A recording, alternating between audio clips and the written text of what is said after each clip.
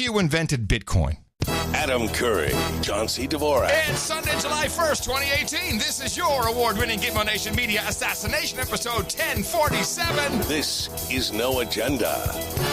Guarding your reality all across Gitmo Nation, and that includes Canada. And broadcasting live from the capital Drone Star State here in downtown Austin, Tejas in the Cludio in the morning, everybody. I'm Adam Curry. And from northern Silicon Valley, where I'm organizing a 700-city protest to stop the war in Vietnam. Get out of Vietnam. I'm John C. Dvorak. It's Crackpot and Buzzkill in the morning. And we're back in 2018. You okay? A little flashback? Stop the war. Is that what it was like to you when you watched it yesterday? All the 700-city protests you're talking about? Yeah, it didn't seem like it was quite as big as previous marches we've seen. Is that just my perception? It seems a little bit dubious that they had him at all. Yeah. I have two reports. Well, I mean, they're bitching about Trump's no-tolerance policy, which he ended 2 weeks ago. Yeah, but the march was planned. The permits were done. You know, the donation websites were up to chip in. Everybody was ready. It seemed a bit much to me. So I think also we might as well just start re-protesting the war in Vietnam. Okay, now I get you. Right. That's okay. Yeah. I thought you'd get it right away. No, it took me a second. I flipped on the telescreen and I surfed around. I saw way too many commercials. That was my first clue. Like, man, this is not as big as it was intended to be, or what they thought it might be. MSNBC was, they even didn't carry everything live continuously. They came back to in-studio stuff, so it was, it's hard to tell. Because it's dumb. Well, so if I was an editor, one of these guys at the news, let's play the CPS reports. I got two of my summary. Oh, not summary. Which one is this? Protests. I got the wrong clips lined up to discuss. Where are these clips? Crazy March. There it is. Yeah. It was obvious. Crazy March. Yeah, well, Crazy March, baby. Yeah.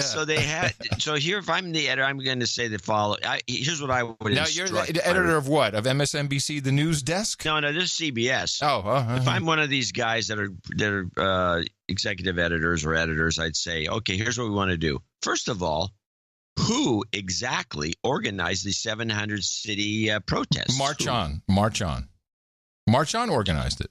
Who is March On? It's the same organization. It's the DNC.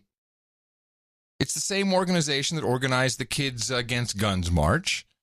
And if you click on the donate link in the chip, I'm going to just tell you right now that nobody ever mentions this group. Well, that's Secondly, weird. Why doesn't somebody? Well, I'm talking about the CBS people, and then why doesn't somebody go to the head of March On and say, "Hey, what are you protesting?"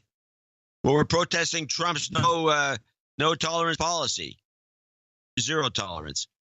Well, why are you doing that? Because he canceled it like over a week ago, and then there's a judge in California that also chimed in to make it so there's none of this can go on anymore. So what are you protesting?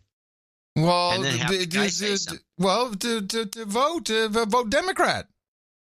It was a fundraising drive and an awareness campaign for people to vote for Democrats. There's a lot of violence, by the way, in this thing. But let's go to Crazy March. And we begin tonight with the massive nationwide protest against the president's immigration policy. Tens of thousands of protesters in more than 700 demonstrations like this one in Chicago, in cities and towns from coast to coast, in every state, urging President Trump to reunite the families separated at the southern border, part of the fallout from his zero-tolerance immigration policy. We start with ABC's Kenneth Moten in Washington, D.C. Tonight, a resounding chorus from coast to coast. Coast to coast. Tens of thousands of people demanding an end to President Trump's zero-tolerance. Yeah, I like the coast to coast. It's ABC, by the way, not CBS. Okay, coast to coast. There's all the same on all the networks. People demanding an end to President Trump's zero-tolerance immigration policy that at one point resulted in the separation of families at the border. They rallied in the nation's capital. I understand rules, I understand process, I understand all that, but this is about children. Marched across the Brooklyn Bridge, filled plazas, and this cadence that he's using could easily be the troops moved across to the front lines, and there they saw saw the enemy, and there it was with the horrible battle. It's a total World War II, cinema scope. What was the newsreel? What was that called? Polygon. March of the News or something like that. Polygon News. Yes, you could see what was happening. But this is about children. Marched across the Brooklyn Bridge. About children. Plazas in Boston, Chicago, and Los Angeles, holding signs that read, "Close the detention centers," and "Children don't belong in cages." This young girl's handwritten message simply says, "Families belong together." I think children belong on leashes. What do you think? I think so for sure. I think that would be the solution right there.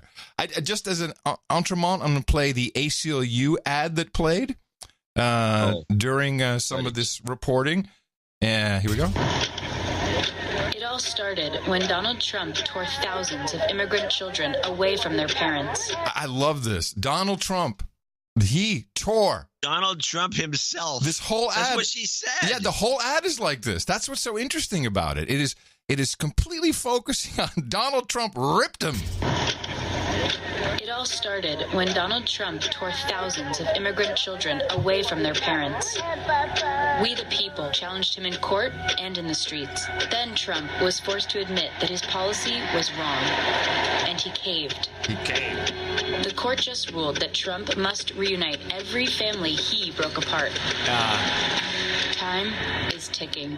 These children must see their parents again, and they're counting on us to act quickly. That's not exactly what the court said, but, okay. The court didn't say, lies. You must reunite the children. He was lying to the public. Yeah, and taking money. Not mine. What network are you on, by the way? Oh, I don't know where. I think I got that from MSNBC. That's my network. No, what network are you on? I'm on the good one. I'm on the regular, not the 5G. Why am I cutting out on you? Well, that clip did. Oh, I could just be anyway, Skype the point freaking is out. Well, it's Trump. Yes, get out the vote is really what's going on here. But I wonder how many people, because if you listen to that report we just played, and I'll play part 2 of it in a second, crazy march, you have to wonder how many people in the march actually have any knowledge of the fact that the march is futile. It's stupid. It's here's what I saw a lot of white people marching. I really was looking at the coverage, and I saw predominantly white people marching for this. I'll back you up on that, because locally it was the same thing. It's mostly white people, and mostly young white people and children, and the locals who have no interest in children whatsoever. They don't want any. They're all atheists. They hate kids. They got dogs. They don't care. They got dogs. They hate kids, but there they are. Yeah, Trump stinks. I'll just play this one clip. The MSNBC. So they played this clip, I think, with the star of the show, of the D.C. speeches. And there were lots of stars. John Legend out there singing his heart out. Everybody else singing for the kids in the cages. And this little girl gets up who clearly does not really know the issues. She shouldn't. She's 8 years old or something.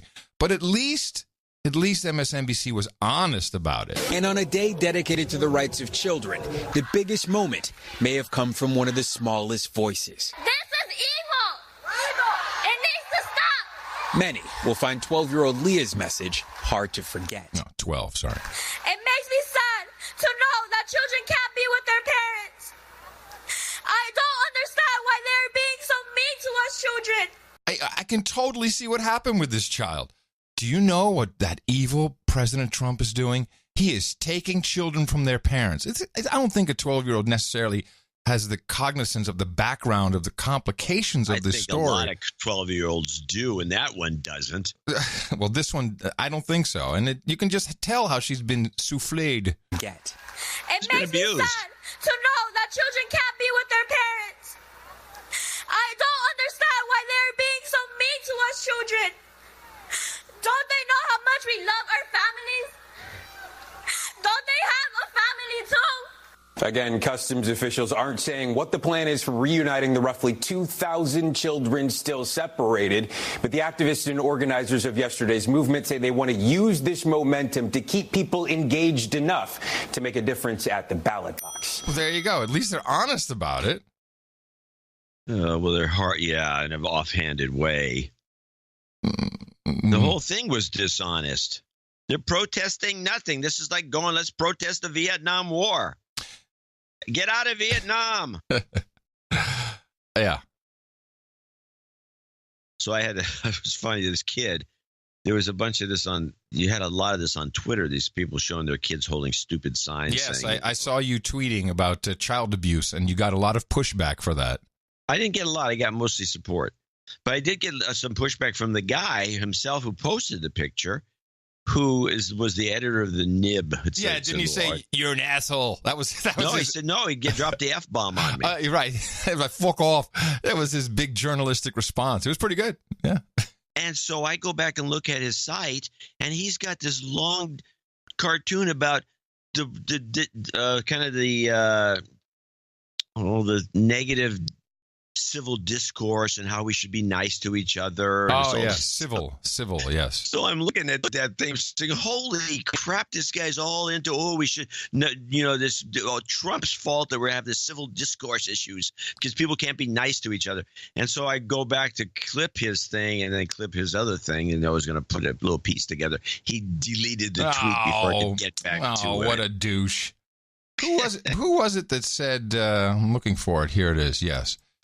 Samantha B. One of Samantha B's staff writers tweeted, "Civility." You got to write this one down. Civility is a tool of white supremacy. What? I have to say, my head kind of exploded over that one. It's like, what? Wow. Civility is a tool of white supremacy. I can find a pin that writes. Huh? Let's see if I can find a pen. Oh, you're actually writing it down. I am. Yeah, it's a good one. It's a tool of white supremacy. I didn't realize that. Well, I'm sorry I called for it. Well, I feel like a big white douche. You are a douche. Yeah. Well, thanks, you man. Civility white supremacist. Can we play part 2? Yes, let's finish it up. More than 700 marches in every state. Demonstrators join forces with celebrities. We are out here to save the soul of our nation. And politicians. Don't give up! President Trump signed an executive order to stop the separations, but more than 2,000 children still haven't been reunited with their parents. This 7-year-old from El Salvador, separated from his mother for a month, reunited just yesterday in Virginia. Our Tom Yamas at the border this week asked the head of Customs and Border Protection about the legal back and forth and the public pressure. At this point now, where we were separating families, then the executive order came out and we're keeping families together. So it's moot. The whole thing was moot. He kind of slipped it in that Trump did sign the executive order, but yeah, he kind of put it in as like an afterthought. It was really, I thought it was poor journalism from top to bottom covering this thing. They should have either ignored. It was a moot protest. They should have either not covered it or at least gotten to the bottom of it. And been honest with the public. It's right, just a rally. It's a cheerleading. A rally would be different. No, they were cheerleading. They were cheerleading. Plain and simple. No, they were cheerleading. But that's what they do. I did do a little bit of research on a few things. Mainly the asylum part. Everyone's always talking about the broken immigration system. We need comprehensive immigration reform. And the immigration system works. I've always complained that it's too expensive, but if you want to come in legally, although just a side story, you know Lex, right? My first boss, Lex, my buddy. Lex, your buddy. With the largest Warhol collection in Europe. He's worth millions with that Warhol collection. Yeah. So he sent me a note. He says, "I'm done." It's like, what? And he's 70. Why is he bitching about the Vietnam War? 72, 73 now. I'm done. I hate that. I hate your country. I hate that stupid Trump. Like, what's going on? What's going on? He says, I wanted to go to, my son is having a kid in Canada, and then I wanted to swing by New York and check out some galleries, and I was refused an ESTA. I said, you were refused ESTA? Yes, because I visited Iran. I said, and it's true. If you visited Iran, if you have that stamp, then you have to have a separate interview, and then maybe in a year you'll get your ESTA waiver. Yeah. Yeah. You can go straight to Canada. I'm sorry? He wanted to go to Canada. Yeah. What he's bitching about is he couldn't go to New York for a little while. Yes, of course. That's what. And I agree. And I said, just so you know, that's a regulation that was put in place in 2015 by Obama. But otherwise, I understand your frustration. That's okay. But then as I was doing more research on this, because that part really basically isn't broken. It's just expensive to come into the country and go through the process legally, which I certainly think we could do better on that. It's the asylum part that I never really looked into. I mean, are you familiar with the asylum regulations for the United States? I'm not perfectly familiar with them. See, I always thought you can ask for asylum. Yeah, I always thought that there were certain countries that were pre-approved, and so you could come in on if you're from that country, and it's a shit country, there's stuff going on, you're on the list, in you come. Not so. Yeah, well, that's not true. So, but when you look at how it does work, the problem is not the immigration; it's the asylum process. So I dug in a little deeper, and this is from the USICS, the United States Citizenship and Immigration Services website. You may apply for asylum if you are at a port of entry or already in the United States. You may apply for asylum regardless of your immigration status, as long as it's within 1 year of your arrival to the United States. Now, you have to show you are eligible by, let me see. There's a whole bunch of things that you really have to apply within that first year. So you can come. This is basically what's happening. People are coming in as long as you can slip in, and then within that year you can apply for asylum, and then you go into this long process, which takes quite a while. But you only have to prove that you are being discriminated against or are in danger based upon your political beliefs, religious beliefs, or if you're a member of a certain group, which is kind of broad. I was hearing something about this on one of the right-wingers talk shows where they were bitching about certain Christian cults in the Middle East. I would call them a cult, but they're, I guess, mainstream in some areas. But they were just offbeat. And they were not letting them have asylum, even though the Muslims in some areas are just burning their churches to the ground and killing them. And they were not getting asylum? They were not getting asylum. That's what they were complaining about, because other guys were getting asylum and these guys weren't, and they needed it. So, that whole process, which is not, it's decided by some judiciary decides whether you have the right or not. But I think the problem is that you can ask for that's the only thing I would change. It would be pretty comprehensive, but if you want asylum, ask it at the port of entry. I don't agree with this. You can come in illegally and then ask for asylum. And I think that's I know it makes that seems to be the only sense. That seems to be the only problem, except for the exorbitant costs of legal immigration. That seems to be the only real problem here. It's not that big a deal. They're rushing the border.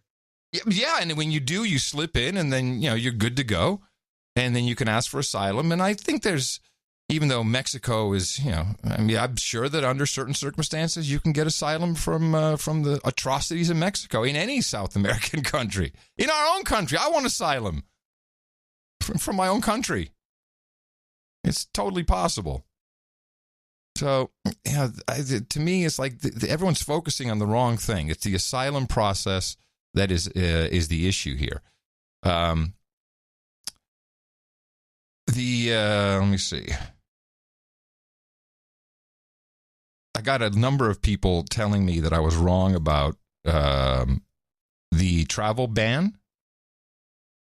Now, what did you say that was wrong? And usually they send me notes saying, "Tell Adam he's wrong." That's so interesting, because everyone sends me notes to tell you if you were wrong. What is wrong with people? Are you afraid to email us directly? No idea. Why is that? Is a very odd thing. We've noticed that for 10 years now.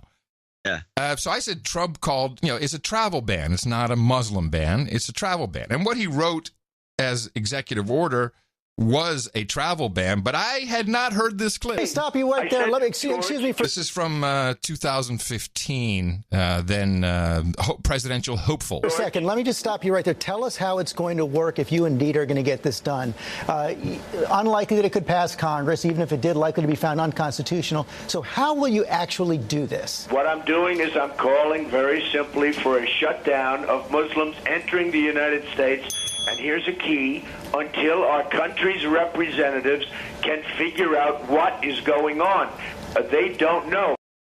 I stand corrected. He did say that. Now, granted, it was a long time ago. I remember that too. I remember that. Yeah, I'd forgotten about it. So that's confusing. Again, it's something. People are going to have to either make up their minds. Either Trump is just full of shit. Yeah. Which is what most people claim. And you have to take this stuff with a grain of salt when he says something, because it could go either way when it finally comes down to it. And only what's finalized counts, which is the way I think it has to be dealt with. Mm-hmm. Or you take everything at face value and you believe every word he says as the honest to God truth. And you can't do both of those things. This cherry picking. So he did say that. I remember that too. I think he said it more than once, actually. Okay. And it was always based on this, because we don't until we know what's happening. Right. But then the executive order came out. And it was clearly not a Muslim ban. Otherwise, it would have banned all of Pakistan from traveling to the United States. Exactly. Yeah. He did say it, though. Corrected once again. Yes. Now, No Agenda Show continues to correct ourselves. Now, as much as possible. The thing that really stop the war really baffles me is the calls for abolishment of ICE. And which I said it wrong on the last show. Brought this up. Yeah, I see. ICE it's part of it was rebranding. Yes, the Department of Homeland Security came into effect after 9/11 as a part of the Patriot Act, and there's a whole bunch of issues with that. But we're stuck with it for now. And by the way, we bitched about this from day one, about the Patriot Act and the whole DHS. Absolutely. And where were all these same people that are complaining now? Yeah. Well, some of them weren't born. Or just too young. It's a minor problem. I guess you got me there. Yeah. I don't think Reddit was around either. Yeah, that's where the big bitches take place. But the ICE came out of something that I think most of these people don't remember, INS. If you recall, those were the bad guys. Immigration and Naturalization Services. Yes, and you could say in a restaurant in New York City, "Hey man, shut up, or I'm calling INS on you." Everybody knew what that meant. Everybody knew what INS was. Yeah, I agree. So ICE is just a new version of that. It's just rebranding. You're right. It's all it is. It's INS. You're exactly correct. Now they did get some new powers, which was this 100 miles within the border. This has got to go. Well, I looked into that too. So I've been stopped by one of those. I really, really despise it, and I still believe it is a violation of your Fourth Amendment rights. But Supreme Court did rule on this a long time ago. Actually, they ruled on this 20 years ago. And they said that it is absolutely more. I think the way it came out in the Supreme Court ruling was that the safety of the people of the country went above this one question stop, which is not one question, but okay, of are you an American citizen? And there's a whole, there's also a dissent against. I put it all in the show notes, but the ICE guys, it's mainly ICE, who are at these like I-35 in Texas. So they have to be on a road that, within 100 miles that comes from the border. It can't be on just some willy-nilly road. You don't have the same rules for roving ICE. So if someone, if ICE is trailing you in the car and then they pull you over, they have to have an actual reason to ask you for identification if you're a citizen. But these ICE stations at on these within the 100-mile border limit, they have been ruled constitutional by the Supreme Court. Well, it's local authorities that usually put the kibosh on some of this stuff. We had this problem up in the Port Angeles area. Mm-hmm. They've set up an ICE operation. They're put together a nice system. They have like their office buildings and these fancy black SUVs they drive around, and they were going around with red lights and sirens. Yeah, but see, that's the roving. They're not allowed to do that. They have to have probable cause. They were doing it, and they were telling everyone to fuck off. And they can't do that. Pulling people over, and then they were. What was another thing? Oh, then they were going to the scene of an accident that was being carried. And they come in, can we help? And they were coming in. It's like they were bored. Yeah, they had nothing better to do. They had nothing better to do. They're sitting around in their office. There's nothing to do there. And so they decided to go out there and have some fun. I would probably do the same thing if I was working there. Right. And they finally got told by a judge to stop it or else. Right. Yeah, but again, roving ICE is different.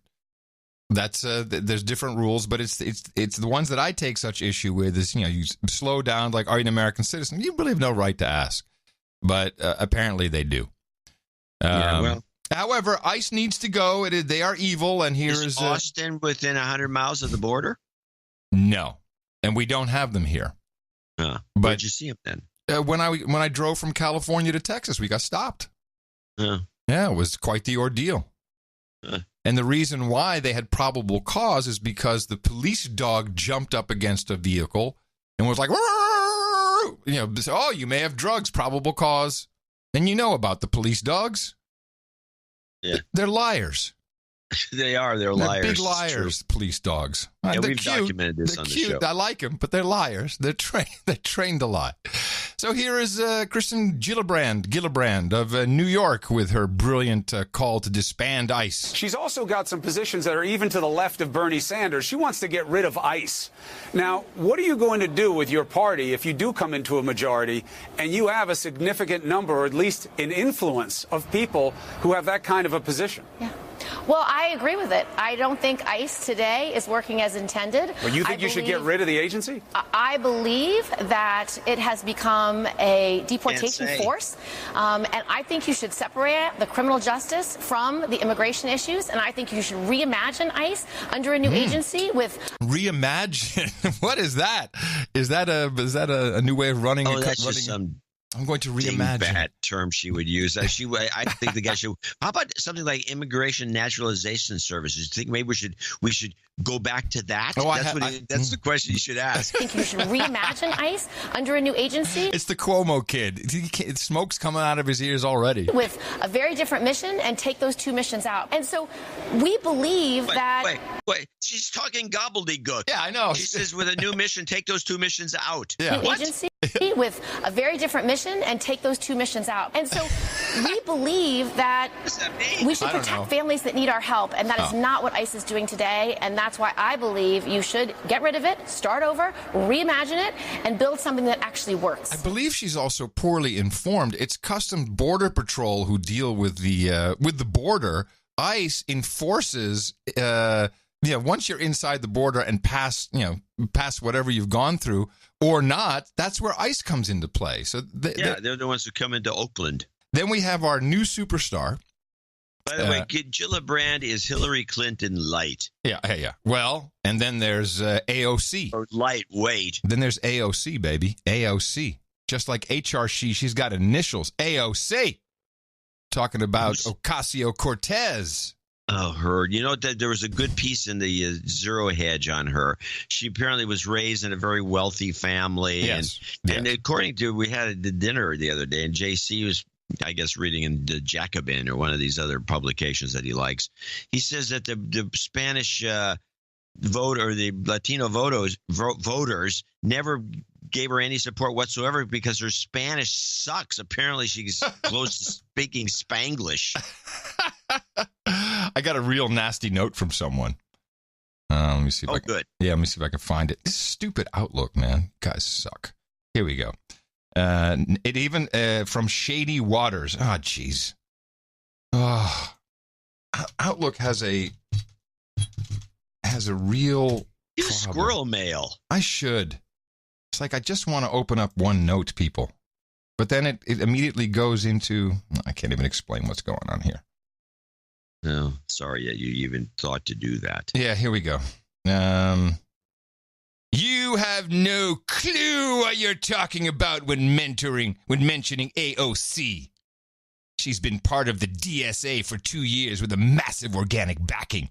They knocked on over 15,000 doors in the Bronx. She was outspent 80-1, like John said. Planned Parenthood and Emily's List donated to Crowley. She had no PAC money. And to think that Chuck Schumer would be grooming someone that's against Israel may be the most retarded thing I've heard you say on this show. You both have no clue about how there's a civil war in the DNC and AOC's win is our Tea Party movement. But unlike all the dark money the Tea Party got, we don't get any funding. The DCCC does not fund anyone who's a part of the DSA. Keep thinking you have a clue about us socialists. And yes, we want open borders. Boo-hoo. Seriously, I got a boo-hoo. Open borders. This is great. I got a boo-hoo. Hey, sucker, you're a stooge for the one world government. So now, Ocasio-Cortez she's very green. She's just fresh, so she's going to make mistakes, and we're going to point a couple out right now. Oh yeah, that'd be fun. But I will make note that Scott Adams says she is a master manipulator on par with the level of Trump. Well, he's discussing her ability to emote hypnotic suggestions. Well, she may. I don't know if she's that good. Somehow it may be just coming. I think he's full of crap on this one. Let's listen to her speaking about the ICE issue. So you have called for a number of things, one of them being to abolish ICE. And you recently traveled to the border to Tornillo, Texas, to see the shelters, to see where some of these separated families are being held. What would you replace ICE with? And do we not need protection at the border? Well, we absolutely do need to make sure that our borders are secure, to make sure that people are safe in passage. But what we need to realize and remember is that ICE was established in 2003, right at the same time as the Patriot Act, the AUMF, the Iraq War. And we look back at a lot of that time and legislation as a mistake now. And I think that ICE is right there as a part of it. It has its extrajudicial nature is baked in to the structure of the agency, and that is why they're able to get away with black sites at our border with the. Now, I love this black sites. I'm like, wait a minute, black sites. The last time that was used was in connection with CIA torture facilities, torture chambers in Estonia or Latvia. Which now I don't know where she got this from. But she's really going to make a big mistake here, and we know here at the No Agenda Show that these facilities are not run by Health and Human Services. They're run by outfits like TCA. No. Like the one South Key, the one here in Austin, who gets $100 million a year. These are I thought they were run by the corrections guys. No. We went through this whole thing. It's the immigration orgs, the NGOs who pick these people up. Okay. And they put them. The Walmart is owned by South Key. Well, not South Key, the other one. But it's all owned by these NGOs who have balance sheets and who have the South Key. It's not a Walmart. It's a Walmart-like facility, or it's a former Walmart. Yeah, but it's not Walmart. No, it says Walmart on the building. It's a former Walmart. Come on, just call it a Walmart. Take the Walmart sign down. Anyway, so now she's talking about black sites. All right, let's find out what she's talking about. Separation of children. We are committing human rights abuses on this border and separating children from their families, and that is the structure of the agency. We can replace it, and we can replace it with a humane agency that is directed towards safe passage instead of the direction of the criminalization. What do you mean black sites? What do you mean about black? I'm glad she asked the question. Black sites. So I was just nice. Yes. So actually, we were just hopping off MSNBC and. Oh, big mistake! You do not go on CNN and say we were just hopping off MSNBC. That She'll learn, but that's a mistake. The criminalization. What do you mean black sites? What do you mean about black ICE black sites? So I was just yes. So actually, we were just hopping off MSNBC and they were talking about it. Basically, what we have is that people are not able to access. Even our own members of Congress are not able to access what is happening in these sites, and that in and of itself, the secretive nature. And when we know that, what she's talking about is journalists and Congress representatives with journalists and cameras wanting to go in and shoot video in these sites, which is a pretty clear violation of these children's privacy, or of anybody's privacy. And it's quite honestly, it's ghoulish. It's ghoulish to go in gawking at the suffering of people. And they come from suffering. Their suffering is extended until we figure out what to do with them. But to call that a black site and infer that there's something nefarious going on, I think is just, she's green. Site. She's green. Access, even our own members of Congress are not able to access what is happening in these sites. And that in and of itself, the secretive nature, and when we know that children are being kept and that human rights abuses are happening in without any sort of transparency or accountability. Tons of transparency and accountability, but you need to go to the companies who are contracted to do it. That is where we're at right now. That is simply what is happening. I would note those facilities run by HHS, but I know some of the lawmakers who've even gotten inside have not been able to see some of the children. Yeah. Fine. By the way, let's stop for a second. Who is this woman, AOC, to be there in the first place? She's a candidate. Yeah. She's a candidate running in a district in New York. She's a superstar. And she's down in Texas nosing around as a candidate. What has it got to do with the locals in New York, in her neighborhoods, or wherever she is running, whatever district? What's this got to do with anything that she should be doing? It's for and working. She's not like a congressman doing an investigation. She's a candidate. Yeah, running on a platform of abolishing ICE.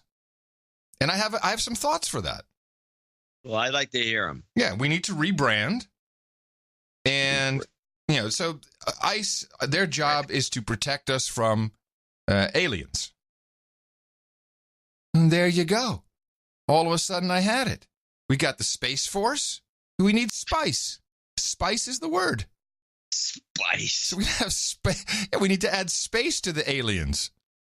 So not just ice, but call it spice. Yeah, well, it's... And it would sound nicer.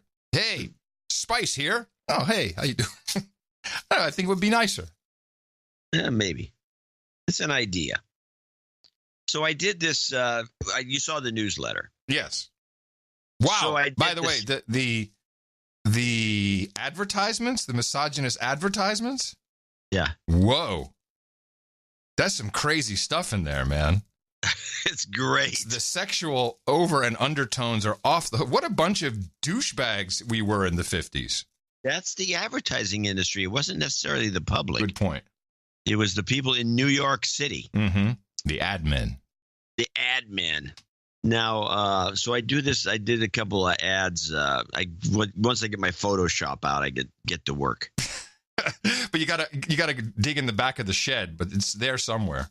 So I did this ad. I did two ads for two political posters. I did one for AOC. Mm-hmm. Oh yeah, which was in the newsletter. That was a good one, although technically impossible. Oh, well, hold on a second. And then I did one for Maxine Waters. Yeah.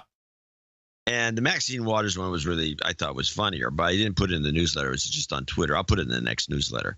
So this one, so I run that thing with she's running. It says Cortez or Oliveras, whatever her name is, AOC or Cortez for president 2020, and with the catchphrase, why not? Yeah. And so I get a bunch of mail and people on Twitter. You do know she's not eligible. She's not eligible because she's too young. People just don't understand your high level of comedy, John. They're maybe grooming her. And okay, wow. And so the Maxine Waters one was worse. I did this as Maxine Waters. We just have to say that you can the Constitution states you can only be president if you're 35. So 2020, she would not be old enough to be eligible. Yeah. And I'm nodding my head. Oh, really? Yeah, that's part of the humor. humor. She's running. So the Maxine Waters says, Waters 2020, the time for change is now. And then it says, quote, if I'm elected president, the first thing I'll do is impeach Donald Trump. And so and people went, don't you know that's not possible? Yeah, I got a bunch of notes. I got one note said, if the time is now, why is she running in 2020? That's one. And then she said, I don't think it's possible to impeach Donald Trump after he's out of the presidency. And a bunch of these kinds of notes. Oh, God. And why? And then why are you propagating fake news as this existed? It's unbelievable. And that's now, you haven't seen this. I mean, it's really flowed over to Twitter. I think, the Facebook, I haven't been on it since I left. Was it now almost 2 months ago? Mm-hmm. At least a month ago. Yeah, you can wait all you want. I'm not going back. I get enough of it on Twitter, and you're seeing it now, too. By the way, the humorless masses yes, who are pissed off, brainwashed by Stephen Colbert to think the only thing funny is some slapstick about Trump. Humorless, brainwashed. Juan Sanchez, the founder of Southwest Key Programs, this is the company that gets about $100 million a year, the headquartered in Austin, to handle these kids. He's out there crying now. He said the government asked us to set up shop, and so we did. And in the process, of course, we advertised, and all these people applied for jobs, and now we're going to have to lay people off because there won't be enough people, the clients, to take care of. There you go again, your pet peeve. There's been this determination by the government that we're going to cut the number of kids that we are serving by 48%. Mm-hmm. Yeah, they're serving the kids. So as the government has made these cuts across the country, what do? They told us you need to terminate folks. So we're in the process right now of needing to terminate people. They're losing jobs. It's bad for the economy. Brother. Yeah. When you talk about either whether it's homeless people or whatever your NGO is, when you start to look at these people as clients, then it is your natural inclination of the organization to grow the client base. Then here he is. He say, "Oh, now we have to fire people. So sad. They responded to our ads. This would be a good thing. You should be happy." Yeah. This is like starting a government agency and then shutting it down. I worked for the Air Pollution District in the San Francisco Bay Area, which was a regional government setup. And it began in 1955. I was working there in the 70s. And one day I was at the University of California doing some miscellaneous research, and I found their bylaws when they set up shop. Mm-hmm. There's a whole section. Wait, you were working there and you're just doing some miscellaneous research. Yeah. Uh-huh. So, which I recommend. Uh-huh. Anyway, I've always said this about government work. Anyway, so I'm in there. I was looking doing something, and I just ran into all their paperwork, and it was founded, and I didn't know any of this because they don't teach any of it when you're working there. It was founded in 1955, and it was supposed to have it was because this was everything, all the air pollution stuff really got going in the 50s after the London fog, after that London death fog that killed everybody. Wait a minute, the London fog, wasn't that much earlier? It was earlier than 1955, but I don't know if it was that much earlier. Let's look it up. Yeah, we should definitely consult the book of knowledge. And this is the fog that the great smog of London. Is what it was descended, called. And it was like, don't worry about it. 1952. Oh, good. So they said, don't worry about it. Don't worry about it. How many people died? I don't know. I'm looking at it now. A lot. Yeah, it was anyways. It was a severe air pollution event that affected the British capital of London early December 1952, a period of cold winter combined with anti-cyclone and windless conditions collected airborne pollutants. Mm-hmm. It goes on and on. 4,000 people died. So that, and 100,000 more were made ill. So this was a serious problem. Yeah. I remember the first time I went to London, they're still burning coal, and you had to change your shirt at least 2 or 3 times a day. Wait, so that is the genesis of the EPA? The genesis of most air pollution related, I think so. I think it was. Although the EPA was put in play by Nixon a little later, but these local districts were all created in the mid 50s. Right. Ours was created in 1955, and it was because everyone was freaked out about what happened in London. I mean, people bitch and moan now about carbon pollution, but they have no idea. There hasn't been an event like this ever since, where 4,000 people were killed, 4,000 dead, and 100,000 made ill. So that was a big deal.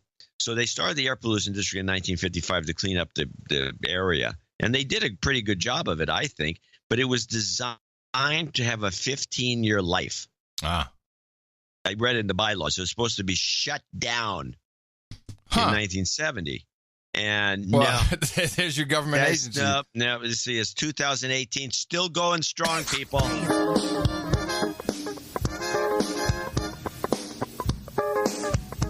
You might die sucking in soot. Yow! You might die. Ow! Sucking in soot. Just need to remind ourselves. Anyway. Yeah.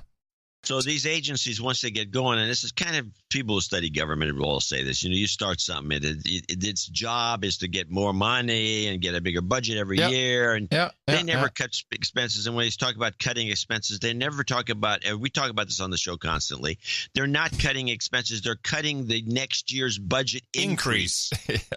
The natural increase. Exactly.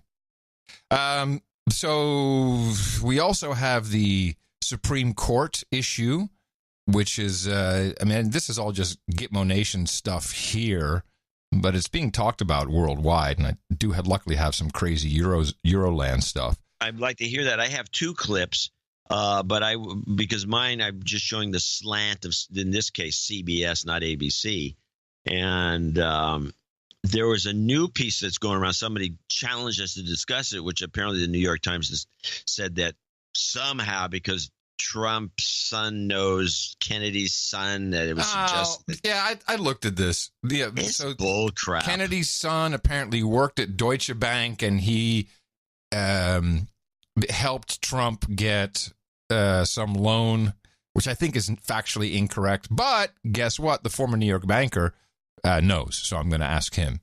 So we'll find out if So the idea is Justice Kennedy worked with the Trump White House to screw everybody by punching out at the right moment so they could elect a new, crazy Roe versus Wade abolishing justice because there was already some collusion behind the scenes with his kid and Trump. It seems to me like Trump owes him, but okay. Yeah, it's true. That's the way I look at it. Trump owes this guy a favor if that story is true. And the other thing is these guys are pretty, you're set for life when you're a Supreme Court justice. Nobody can push you around or shouldn't be able to unless they have a gun to your dog's head. And the guy's either insincere about quitting. I don't see him wanting to quit to give Trump the extra pick in time before the election. So at least, I think there was some thought about that, but he obviously had it in mind to quit within the next few years anyway, and this would be a good time to do it because you don't want, it just seems to be the most convenient way to go because they can really ramrod some guy through as long as they get the cooperation of Murkowski. And you know what the call for is now though on the social nets: pack the court and #11. So the thinking now on from the Democratic Party is we can add another member to the Supreme Court. This is what Roosevelt tried to do. This is old Democratic practice. Some history. Tell us. Well, I don't know the details. I just remember that Roosevelt tried to pack the court because he wasn't getting the response he wanted from the National Recovery Act. His National Recovery Act was unconstitutional.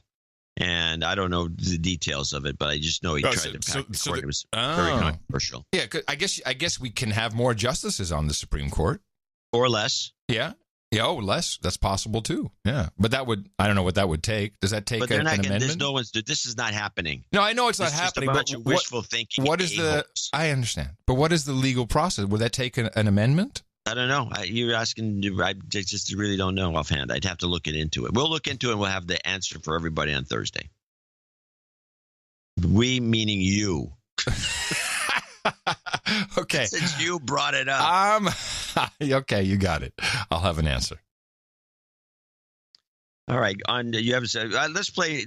I have two clips because I have some commentary on the Supreme Court rundown 1, which I call boring. It's a little boring. It's only 1 minute and 30, but it just galls because CBS brings in this woman who's a professor at Barnard or Wellesley, one of these one-time women's schools, and she seems to be like a spook pushing the CIA line. This never got on network. This was on their streaming service. And I just found they're pushing these. Just one of the show's gripes that we have, and people out there listening to the show know this. We complain about untruths being promulgated as memes, which is constantly going on. Like the phony gassing in Syria that was done by the rebels, and 97% of all scientists, and 97% of all that sort of thing is galling. And this woman comes on, a professor. All Mexicans are rapists. Exactly. We need a list. We do need a list. Mm-hmm. All right. Hit this. Well, it's a big deal because Justice Kennedy has historically been the swing vote between the more liberal and conservative wings of the Supreme Court. His decisions have helped provide rights to gay Americans toward marriage. He's also upheld abortion as well. So with his possible replacement and President Trump's commitment to replace him with a conservative justice, Democrats and liberals are concerned that perhaps this is the first step to Roe versus Wade, which legalized abortion, to being overturned. So they tried to push Senate Leader Mitch McConnell to delay this confirmation vote until after the midterm elections on the slim chance that perhaps Democrats will win enough seats to gain the majority in the Senate. But Senator McConnell will have none of that. He wants this vote done this fall to secure a conservative justice on the court. And that's why President Trump met with several senators this week to gauge what would be palatable for them, what type of nominee. There are two pro-abortion rights Republican senators, Lisa Murkowski of Alaska and Susan Collins of Maine, who have indicated they don't want to see someone overturn Roe versus Wade. Senator Collins saying that she sees it as settled law. So President Trump would be wise to appoint a justice who has not previously ruled in ways that seem negative toward Roe versus Wade, although President Trump told us on Air Force One yesterday he would not ask potential nominees specifically about their views on this issue because he felt it would be inappropriate. But we are standing by to see who he will meet here in the next few hours as a potential replacement for Justice Kennedy. You know what gets me is I don't think these journalists or anybody really, if you ask them point blank, what was Roe versus Wade about? And how does that case, or what was the circumstance in that case that led to, the federal legalization of abortion? I don't think most people know, because it has nothing to do with the rights of the baby or death or when a child is a person. It has nothing to do with that. And I think we should just review for a second. It was the way it was done, which I think is constitutionally very solid, is the right to privacy under the Due Process Clause of the 14th Amendment, that it's a woman's decision to have an abortion, but it is her privacy whether she does that and whatever medical facilitator she uses for that. And when you really go down the line of looking at the 14th Amendment, the Due Process Clause, I mean, this is some pretty real basic stuff. It also folds into the Fifth Amendment. So right. It also pushes the whole issue onto the states. It certainly does, but I think that people are very confused, and they think that, this is, whoever it is speaking, whoever the person is, religious fuck, it's gonna overturn it. This is not something you just overturn. And by the way, it was a 7-2 ruling. It was pretty unanimous. So it's lack of knowledge, lack of education. Yeah, well, it is beside the point. You're right. It's beside the point because it's a point of, it's like a point of order. It's a vote Democrat is what it is. Yes. And that's all it is. Yes, correct. And it's a dog. In fact, the Democrats have coined the phrase, and I would say this is a dog whistle issue. Yeah. It's what Hillary used to say all the time. It's a dog. You say Roe versus Wade, you just call out the dogs. They don't know. It doesn't matter what it's really about. It's just the dog whistle. All right, on to part two. You know, a lot of talk also has been said about the Supreme Court that it's just not diverse enough, especially on an ethnic level. And you're making these decisions on people who come from a wide range of different backgrounds. Any sort of sense that he might nominate somebody who is more ethnically diverse than the current makeup of the Supreme Court? Yeah, there is one nominee who, if confirmed, would be the first Indian American to sit on the Supreme Court, and that's Amul Thapar. He's 49 years old and currently serves on the Sixth Circuit Court of Appeals in Cincinnati. President Trump was also keen to mention that there are 2 women on his short list of possible replacements, and that includes Amy Coney Barrett. She's 46 years old and was appointed by President Trump to sit on the Seventh Circuit. Well, they have these 2 people. First, diversity. I think the court's fairly diverse already. There seem to be more Jews than in the general population. That may be something to consider. They never mentioned that. No. That's can't say that. Ixnay on the UJ. But they're so that's a little unbalanced in that regard. They could use another woman, but they're going to get another woman when Ruth Bader Ginsburg drops, or quits or something. Because they're just put a woman in her place. I think they're going to try to put that Indian guy in. That would make sense. Because you get a Dinesh D'Souza type of guy. Yeah. These Indian guys, if they have, these Indian guys are tough customers because they have better memories than most. You have to remember that the Indian landmass and all the Indians, they were the last major civilization to have a written language. And they finally adopted Sanskrit. And so what they did, I believe, what they did over the centuries and centuries was develop an outrageous ability to memorize facts. So they didn't need it. You don't need a written language if everybody in the town knows the books, right? Just by memory, right? So you get these guys, a guy like this who's a conservative. Oh, he would be relentless. He would be a nightmare for the Democrats. But they would have trouble saying no to him because he's a super ethnic. He's a South Asian. What are you going to do? Well, he has a penis. That's a problem. Well, there's that. Yeah. That's one thing you can complain about. Yeah, toxic. But we're penis. not absolutely sure about that. All right, let's listen to some commentary on The View regarding the Supreme Court. And of course, we have Whoopi, who is very, very upset about this, as she feels that men always want to be inside of her, telling her what to do on the inside. I don't like hearing again that I'm trying to take your rights away. Because I have to tell you, as a woman, I think you're trying to take my rights away. That's right. Okay? You don't care. Yeah. I mean, and as a person who believes in the Constitution, which tells me that I have the right to be myself and do the things I want to do, and I don't have to listen to what your religion is, and I don't have to listen to what you want it to be. I have to make sure that as an American citizen, I'm doing... By the way, here you can see, or you can hear, the confusion, as she truly believes Roe versus Wade is about religion and religious beliefs. That's not the point of the clip, but you can hear it. You think there was a religious aspect to Roe versus Wade, was there? There's zero religious aspect. None. No. That's not, the ruling is purely about privacy, not about religion. Just making it up. I mean, this is what people think. Uneducated right. idiots. To what your religion is, and I don't have to listen to what you want it to be. I have to make sure that as an American citizen, I'm doing the right stuff and taking care of business. I don't like this line that I, as a Democrat or an independent or whatever, is trying to take away anything from you. I'm trying to hold on to my personal rights so that you can have the rights you want. See, because if you take mine, I feel like you're the one with the problem. If you take my right away from me to judge what I do for my family and my body, I got a little problem with that. You got a problem. You don't want people to take your guns. Well, get out of my behind. Get out of my vagina. Get out.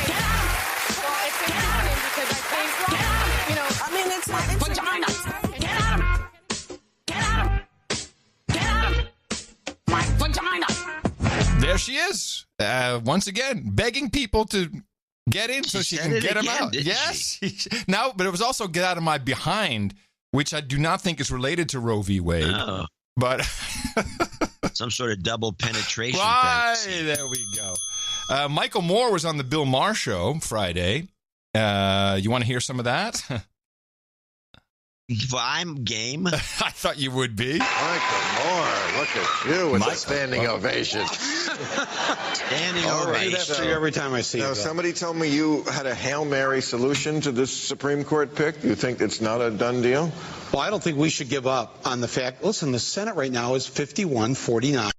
Right. Sadly, McCain will not be able to vote, so it's a 50-49 vote. Right. Come on. Yeah, Come on. I know we have to, right, we've got to push it off till after November. And I don't trust every Democrat. And no, we have to hold the Democratic seats we have. But look, 90% of incumbents are always returned. I mean, so the Democrats in Montana and North Dakota. But please notice how quickly this all goes to you need to vote for Democrats. West Virginia, they've got to do their job. They'll do their job. Our job is to win Nevada, Arizona, and Tennessee, and they can all be won. But the vote's going to take place before that. Let's see. No? No, the vote. No, the idea is no. We first have to find ways to stop that vote from happening. Find ways? What does that mean? Well, I'll join 1 million other people surrounding the United States Capitol. Now we're talking. Stop the war in Vietnam. Bill, let me tell you something. This judge goes through for the rest of at least, all of our lives. It's a right-wing court. That's it. It's over. Combined with the White House and the Congress, of course. Yes, and if this is the last American president. So it's a right-wing court now. Well, I mean, you're... Sorry? You know, the thing that's always overlooked, and I get a kick out of it, is that it's a right-wing court now. Yeah, the Kennedy has flopped over to the other side sometimes, and Roberts did too. So it's Kennedy and Roberts both have done this, and it's a right-wing court now. What's going to change? This is a fake argument. They've got a right-wing guy in now, and they're not reversing any of the old court decisions by putting a new guy in there. It's just a different right-winger. Yeah. Brennan's a right-winger, and the next guy will be a right-winger. It's nonsense. And you'll appreciate how they bring in a fictional story into this to kind of help people understand. No. Court. That's it. It's over. Combined with the White House and the Congress, of course. Yeah, yes. And if this is the last American president, then... Okay, all right. Yeah. Well, I mean, you're the guy who kind of... Why can't we do this? Because the Republicans control the Senate, and Mitch McConnell's going to call a vote before the election. I know, and he's going to call the vote. We don't know what are we going to do. No, we can't. No, they don't think like that. They don't think like that. They go to magical thinking, and they go, fertilized egg is a human being. Yeah. Fertilized egg is a human being. Now, is this unglued or unhinged? Which one is it? I forget. I can never remember. I think it's, I think unhinged. I think it's unhinged. And they say it over and over, and they've got millions behind them. When are we going to start talking like that? Talking is one thing. Stopping. We're the truth. Woo! We'll tell the truth. Why are we cheering? Woo! So we just lost the court. Yeah, that's not what's important. No, but seriously. No, but here, can I just make a serious point? Yes. In The Handmaid's Tale. Oh, geez. Now, I cut all this out, but I guess the director, the guy from The Handmaid's Tale or whatever, who was running the show, he was on there as well. So that's why he's bringing in The Handmaid's Tale so we can understand how it works. Because, Hulu will tell us our future. The best part, Bill, let me just tell you this. This is a serious point. The best part of the show are the flashbacks where she tries to figure out where was the point when it was too late. Right. Where was I get it. Where was the point where if we'd all just risen up, right? If we'd just done something, but because it happens in little increments. That's right. That's how fascism works. That's how fascism works. They do it in little. Listen, isn't that great? That's just man. Fascism works just like The Handmaid's Tale. Everybody. We lose one norm a week. We have a president who, by the way, was not elected by the people and constantly refer. Is Norm Macdonald dead? Did we lose Norm? I think they're talking about the normals. Oh, the normies. Yes. Okay. Refers to himself. Yeah. Constantly. He's constantly referring to himself in the Third Reich, and it's. I'm finishing my movie and getting it out before the midterms because I want millions of people to get to the polls. Yeah, that's...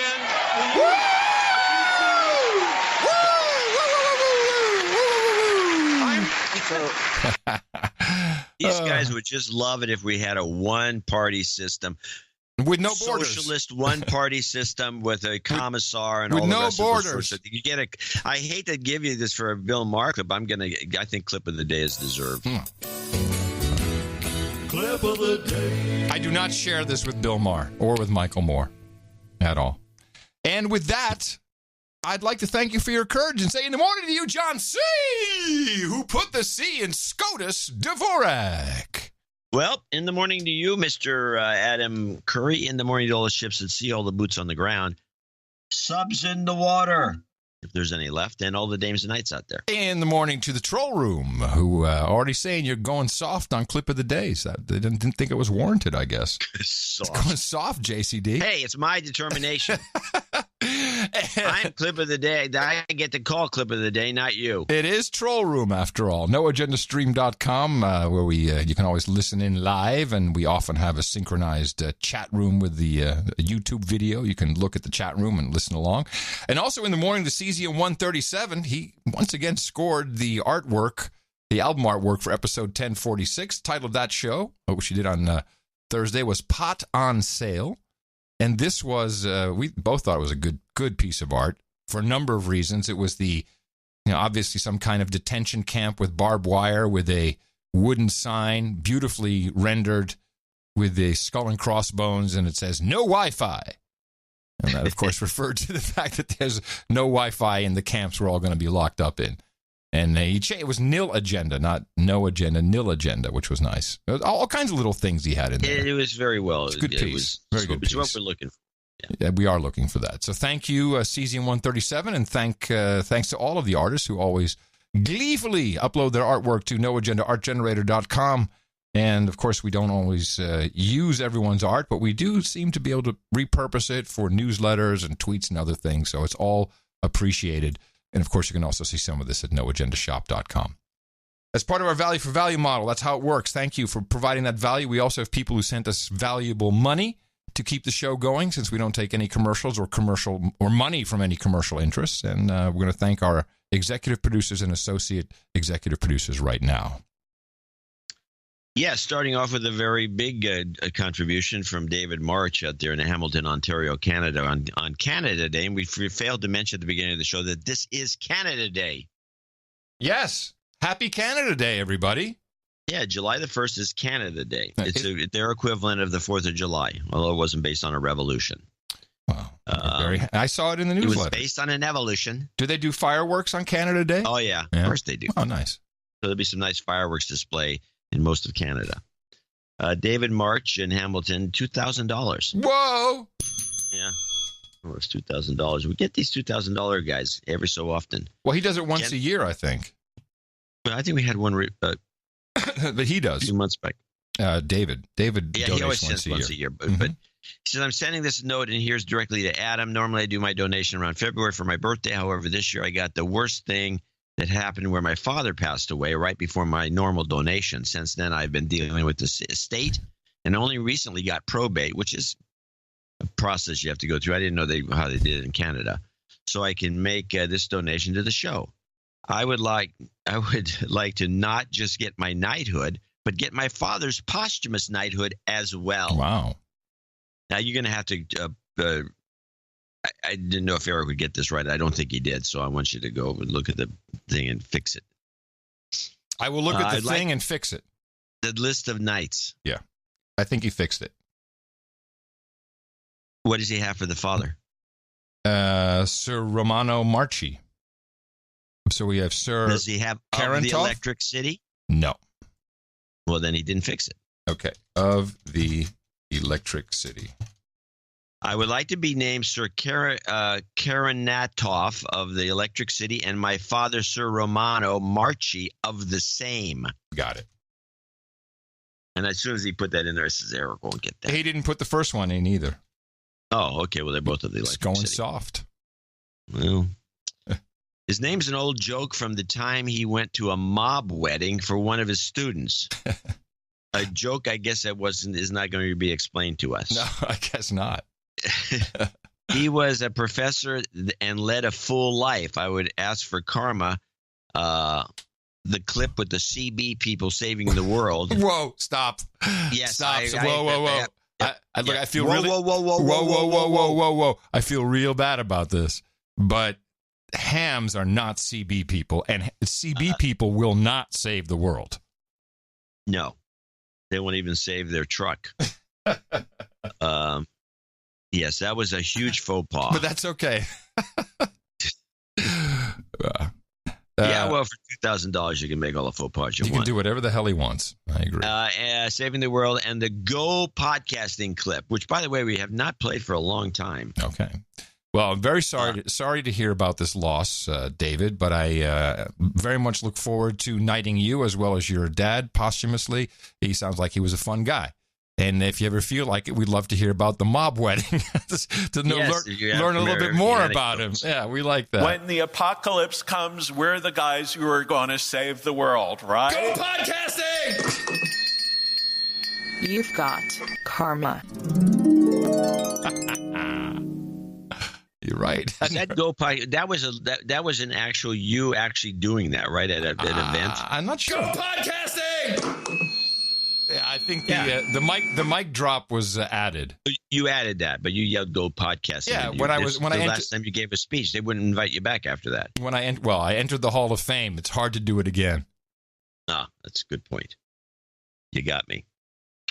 Okay, now we have our colonel came in. AJ. Yeah, AJ, Lieutenant Colonel USMC, retired in Carlsbad, California, also known as Sir Joseph, Baron of Southern California. And indeed, he is the Baron of Southern California. He's in Carlsbad, $500. Nice, thank you. He sends a nice little note on the Semper Fi letterhead. ITM, Adam and John, encloses my donation for our household omnibus budget for the second quarter of the fiscal year. I love how he does an omnibus for the household. It just tickles me. I like it a lot. I'm going to do the same thing. I'm considering the same, yeah. Yes, you two are still in the budget. Yeah. And let me take this opportunity to encourage other producers. John, stop. Can you imagine saying to your kids, well, you're still in the budget. But we have, what do you call it? What's the word when we were cutting him? What was it called? Oh, God. Think of it. We should be able to come and say, chat room must know. Yeah. When they cut the budget for a year because of the... you couldn't increase some rule. All right. Well, they'll get to it. They'll get it. Yes, you two are still in the budget. And let me take this opportunity to encourage other producers who are listening to keep John and Adam in their thoughts and in their budget. Sequestration. Yeah, we haven't been sequestered. Thank you, Troll Room. I knew they'd do it. Castration? Could that be one? That's different.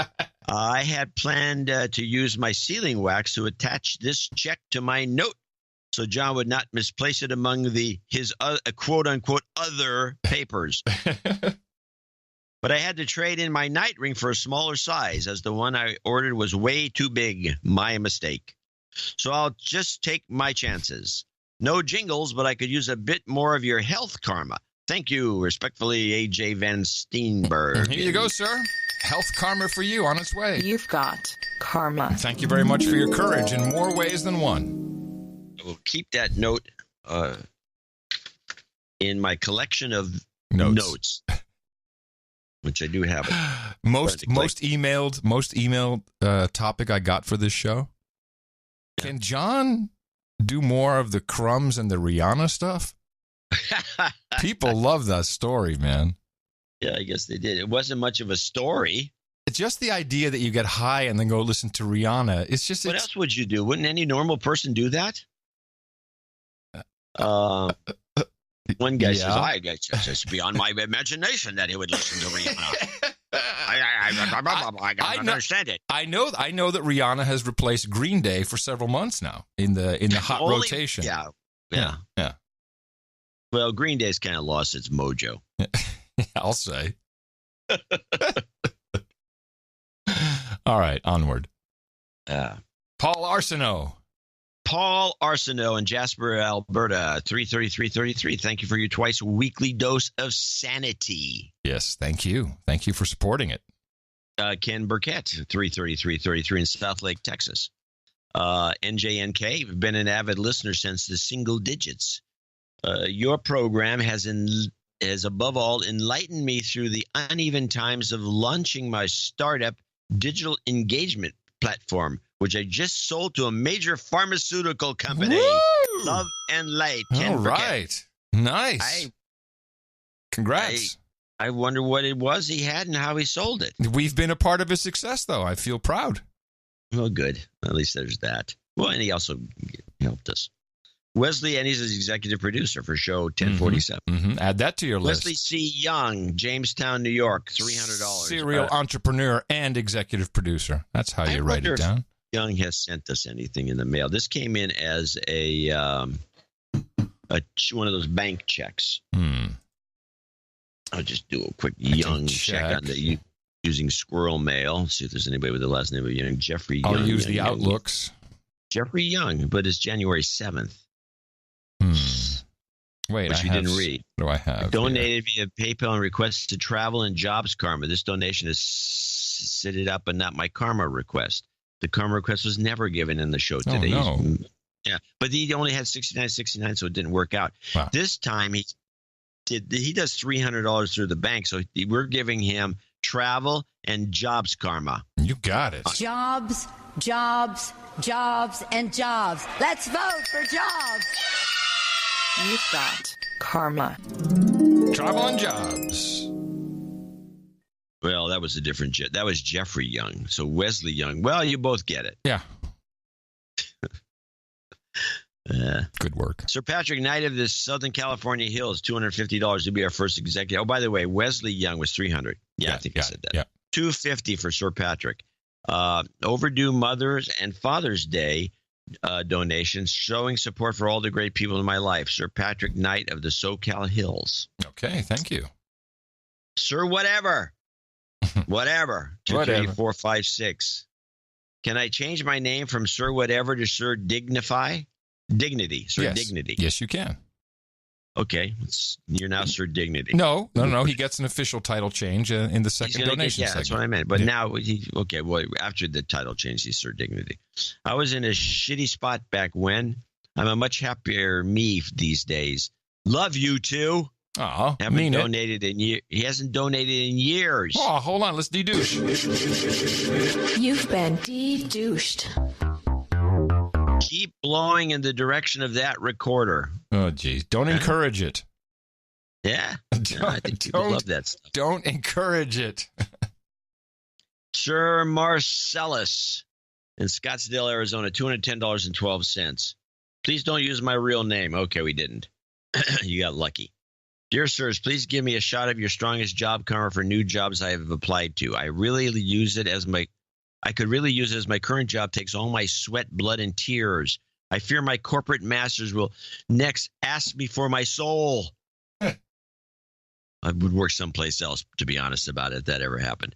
The funny part is I work for a company on the list of the Fortune 100 top best companies to work for. Jeez. Who knew marketing wasn't only for customers, but also for potential future employees, slaves. Yeah. Please send out some karma to all the No Agenda listeners, too. Spread that love. Sir Marcellus. Then he's got some. He was associate executive producer, episode 463, executive producer, episode 743, 1011, and 1040. Thank you very much.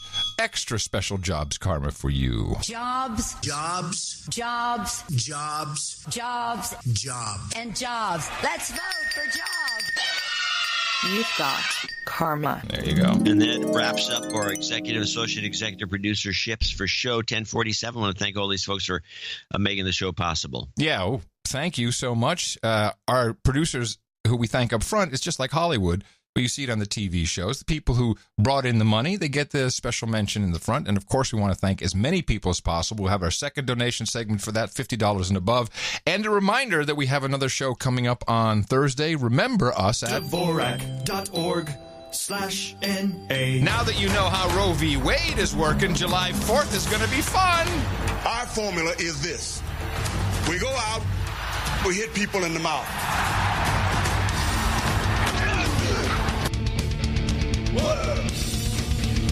Order! Shut up, slave! Shut up, slave!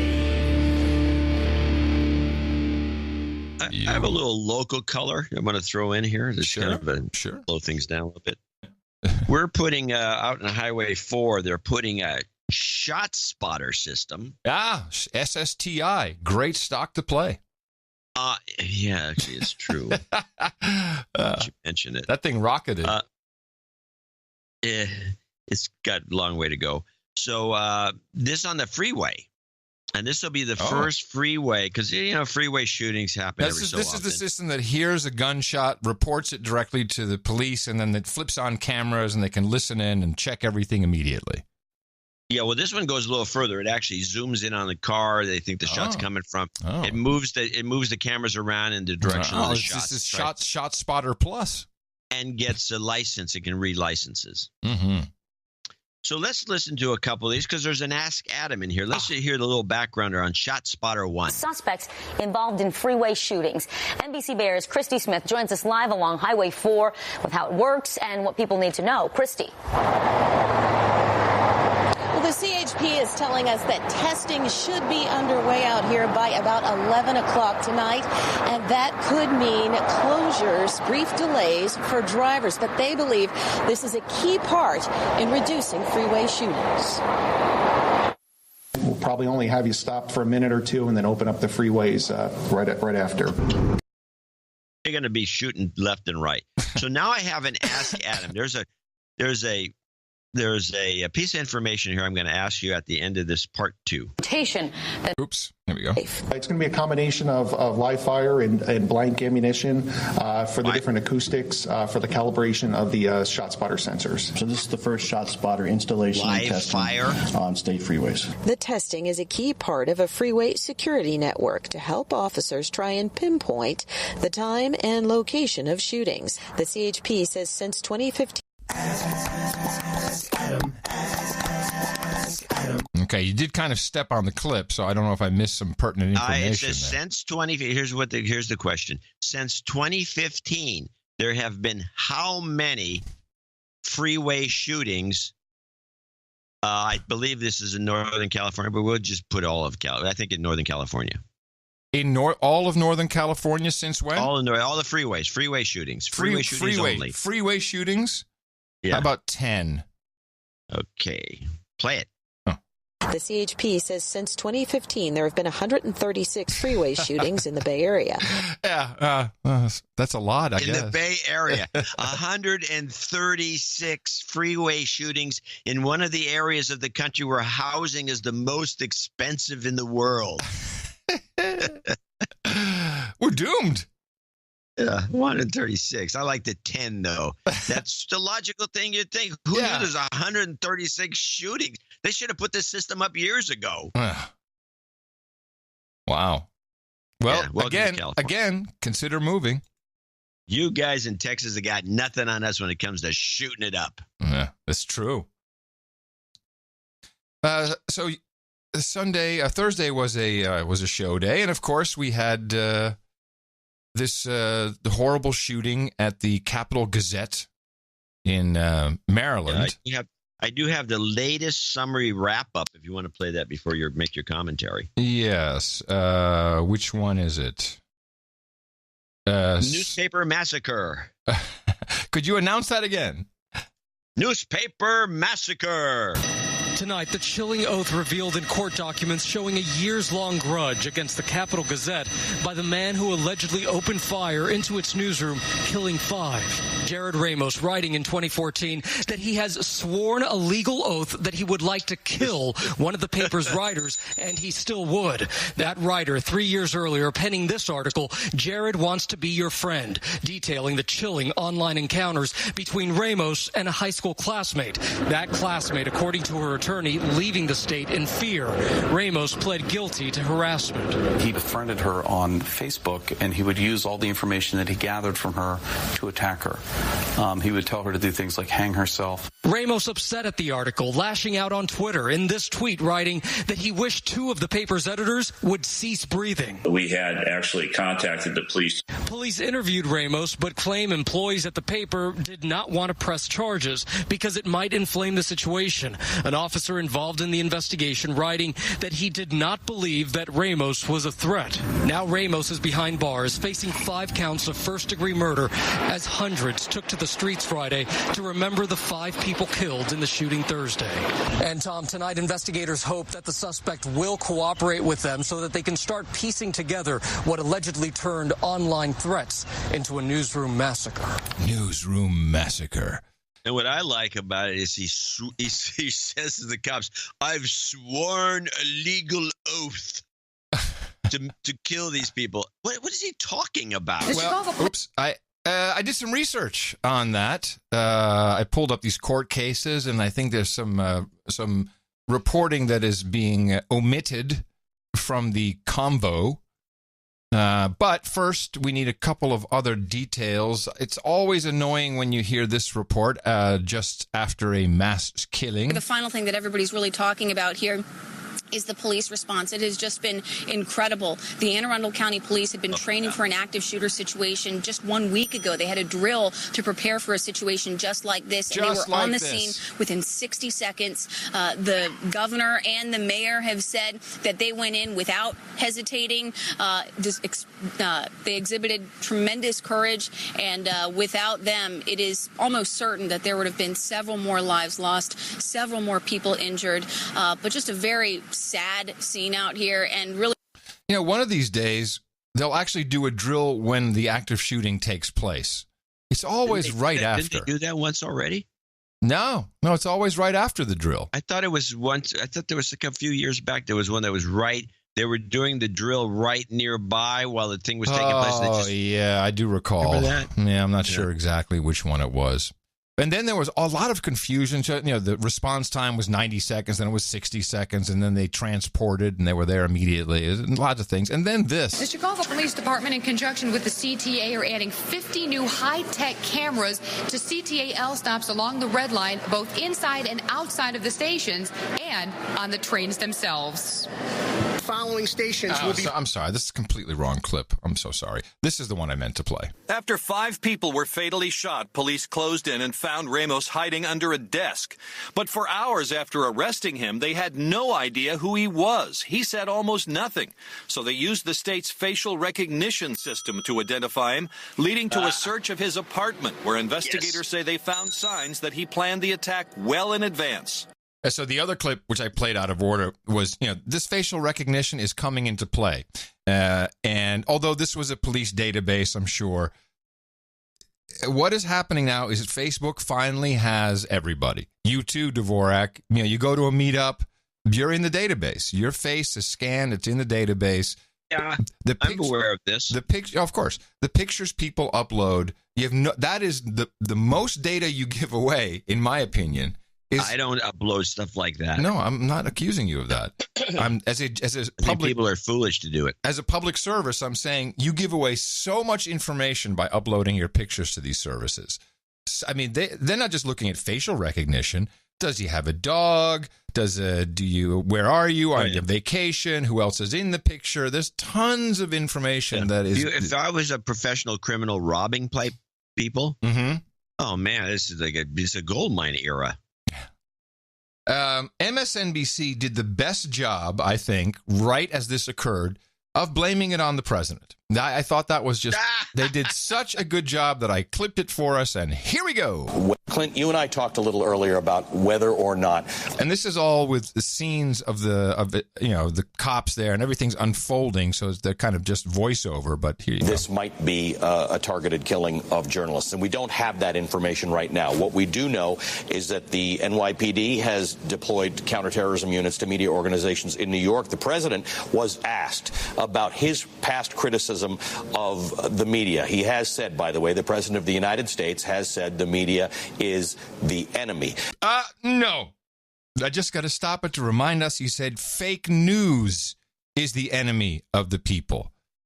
Never said that. Wolf Blitzer took this and said, this is another example of a meme that's being perpetrated to get people to vote Democrat. Asked about the president's criticism now, just on his way back from Wisconsin, the president and his staff, Sarah Huckabee Sanders said, the president and his staff do not believe violence is acceptable in any situation, and we stand by that.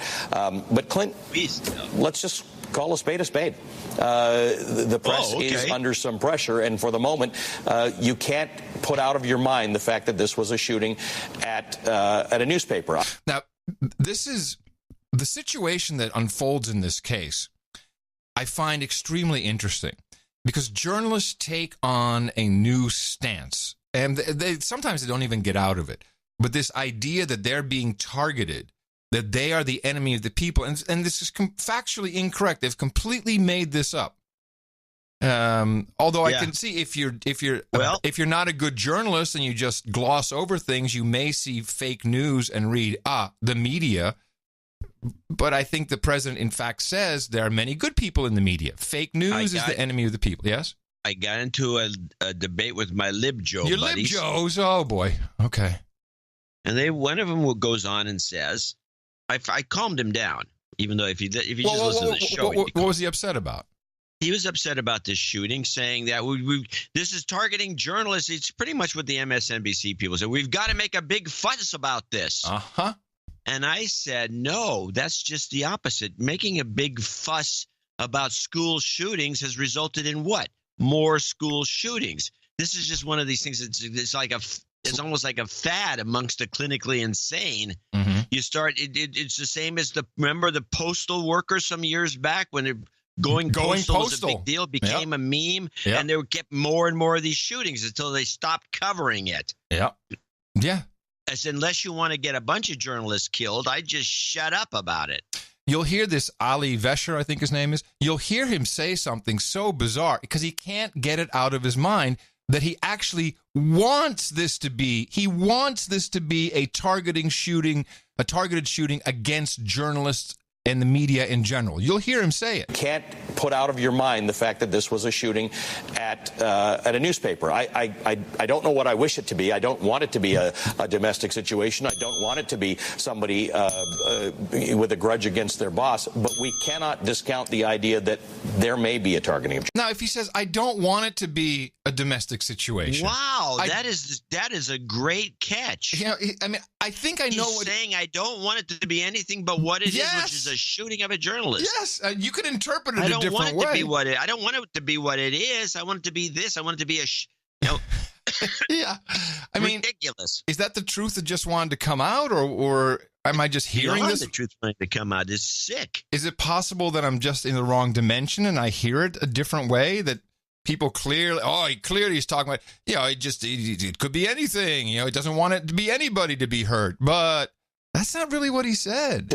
I don't want it to be a domestic situation. I don't want it to be somebody with a grudge against their boss. But we cannot discount the idea that there may be a targeting of journalists. Yeah, I'm in the wrong dimension.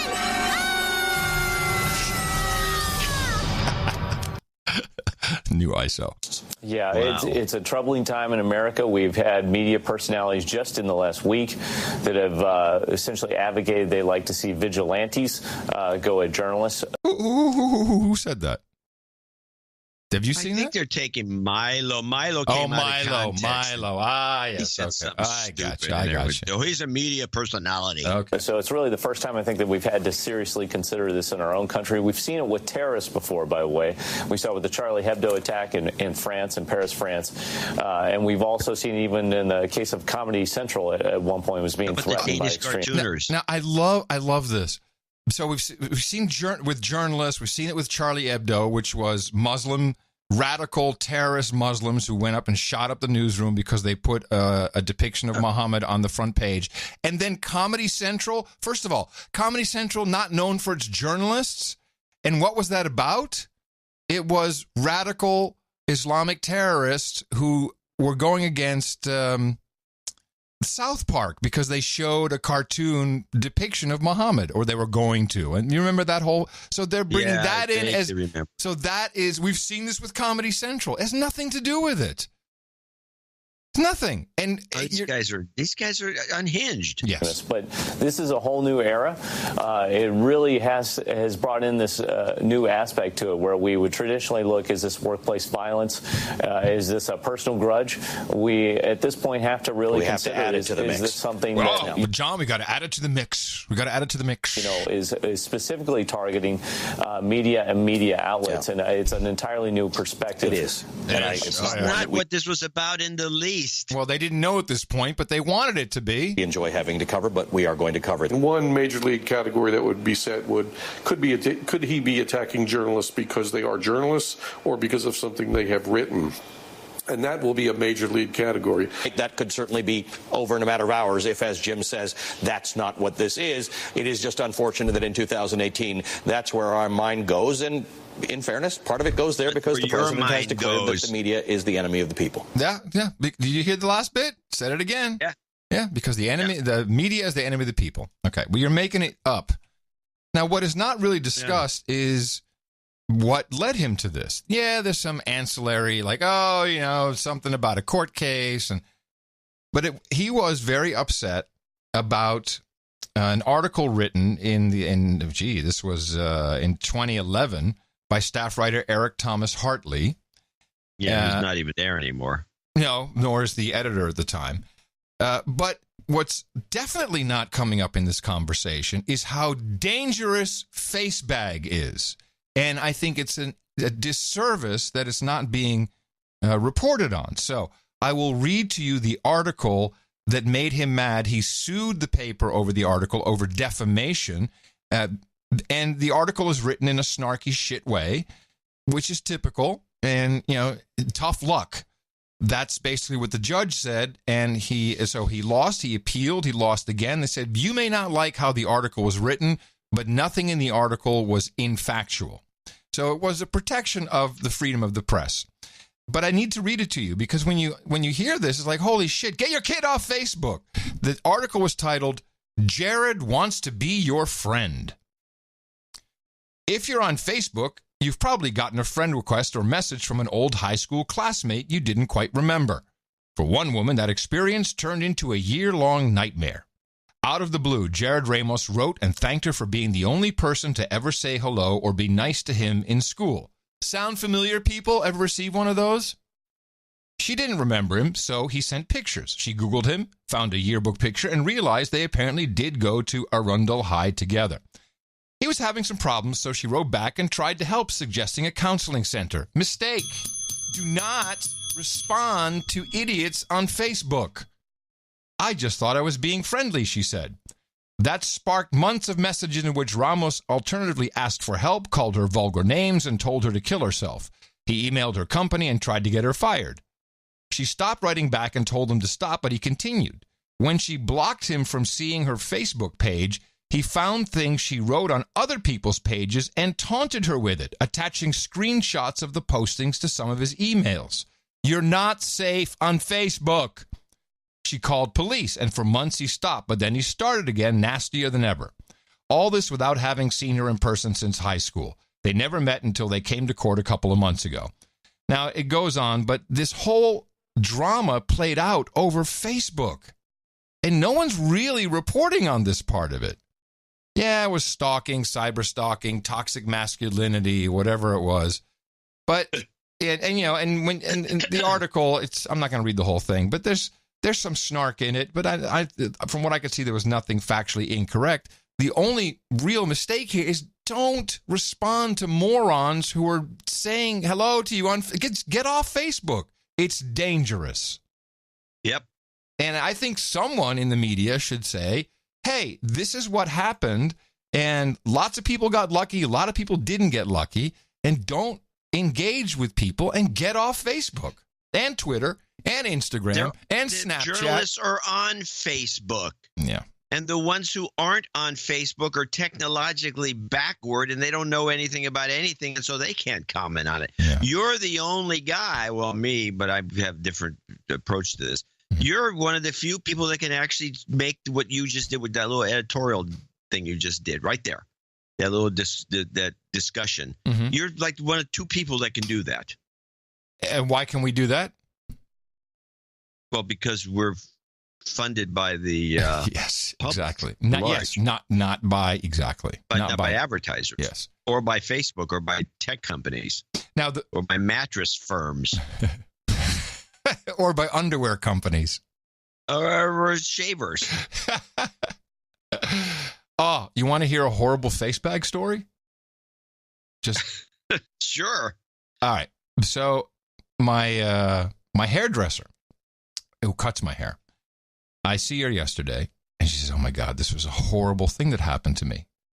Now she moved in with her boyfriend about a year ago. You know, she's 40, he's 40. Yeah, they've had relationships, etc., with other people. Now they're together, and they're very happy, and they're really making it work. And it's a good vibe. And I know because she's been cutting my hair for years, and so we talk about stuff, and so I know how she's doing.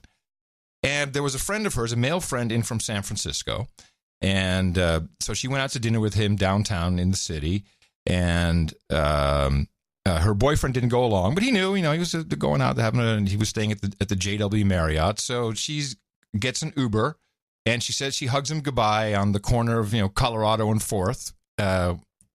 And she gets in the car. The Uber driver, young woman in her mid-20s, drives her home, and she's home. And then about 10 minutes later, the Uber comes roaring back up.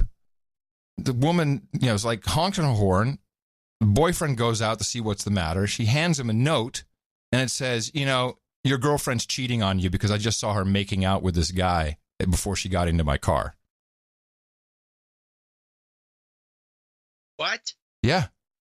Which, and just think about it. What are you going to say? How's this a Facebook story? It sounds like an Uber horror story. Why did I bring Facebook into it? I maybe just equate Facebook and Uber with the same thing for some reason. That's weird. That was weird. I'm sorry. I don't know why I did that. It was a good story, but it was in the wrong place. It was a good story, but you kind of blew it up by calling it a Facebook horror story. That is because I equate them as the same Silicon Valley evil, I guess. Jeez, I'm sorry. That was a brain fart. Cross circuit to be. All right, then back to the. Well, okay, let's start over. But let's say, what happened was, so the Uber driver busted. How is the Uber driver even aware that she has a boyfriend? Yeah, maybe he met her when she got home or something. But it's like, what is going on? Why would somebody do that? Yeah. And now, of course, that caused strife in the relationship. That's not true. Well, the Uber driver just said it.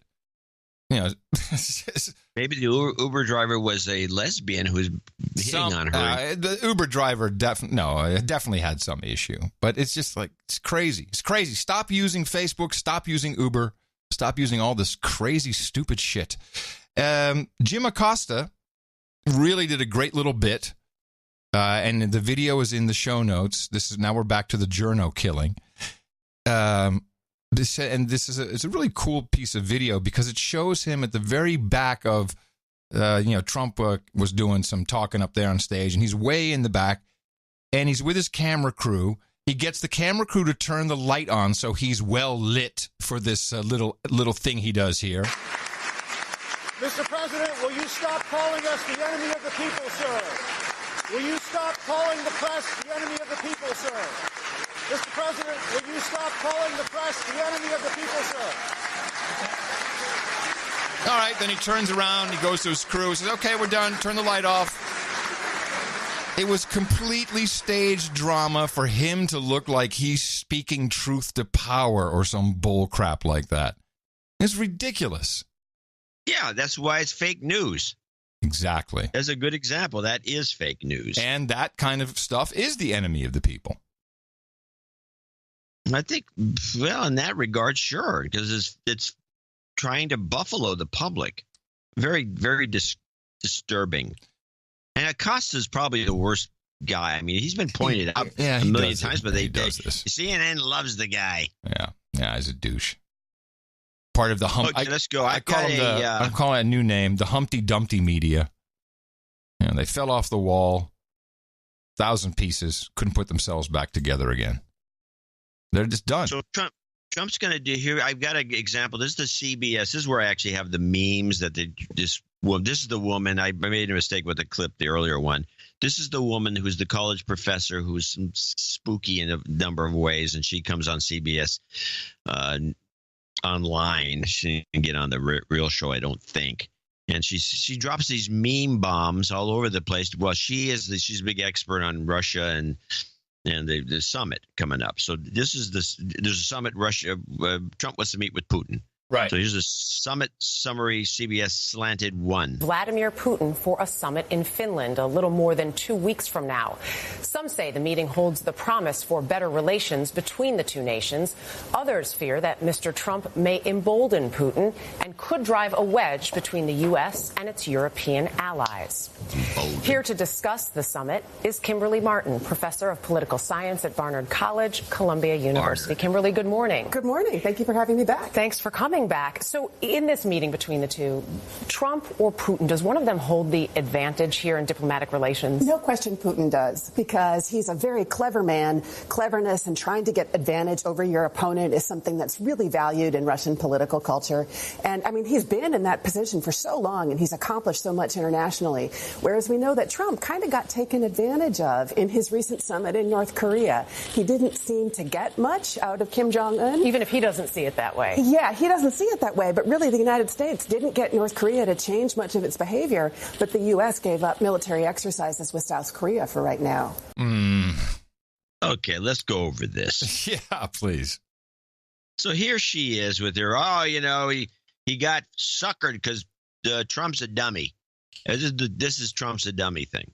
And so he didn't get much with North Korea. He had a meeting, which is getting a lot since no one else has been able to do this. He calmed the tensions, and Kim Jong-un, according to this woman, is just doing what he's doing. He hasn't dropped another bomb, hasn't sent off another missile. He was doing it monthly before. He immediately before the meeting, he turned over the three prisoners that were Americans, almost right off the bat without anything in exchange. And then he has, although it's not being reported much, it's being reported in the conservative press, he actually is delivering missing in action corpses. Yeah, there are already hundreds that have been delivered, I believe. Yes, hundreds. But meanwhile, Trump stopped the military exercises. So by this woman's standards, which I say would also be the military-industrial complex standards, Trump got nothing. He got nothing. Right. And Kim Jong-un got everything because Trump stopped the military exercises, which, as far as I'm concerned, a waste of the taxpayers' money to begin with. So what is wrong with these people to have a woman like this Kimberly woman, this professor, going on and on like this and not giving us any details whatsoever and giving us a very slanted kind of a look at things with it in mind that Putin's gonna somehow screw us. I just found it very annoying to listen to this. Well, if you, and by the way, she's got this face that she scrunches up. I think she's a lizard.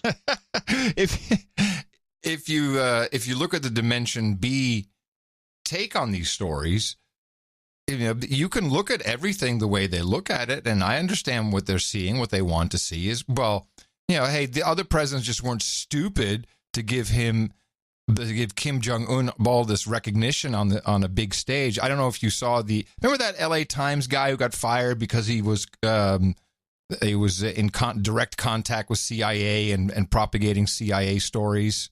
Yeah, well, so he got caught is what happened. Right, but he came out with a new one. I guess he works for NBC now. And so now, that would fit. Oh, yeah. U.S. intelligence believes North Korea is making more nuclear bomb fuel despite talks. Oh, yes. In a report on Friday, NBC said what it described as the latest U.S. intelligence assessment appeared to go counter to sentiments expressed by Donald Trump. NBC quoted 5 unidentified U.S. officials as saying that in recent months, North Korea had stepped up production of enriched uranium for nuclear weapons, even as it engaged in diplomacy with the United States. This is your deep state bull What crap evidence do right they have here. of this? This is the Hermit Kingdom. Nobody knows what's going on in the Hermit Kingdom. It's mysterious. Yet we know this. Yeah.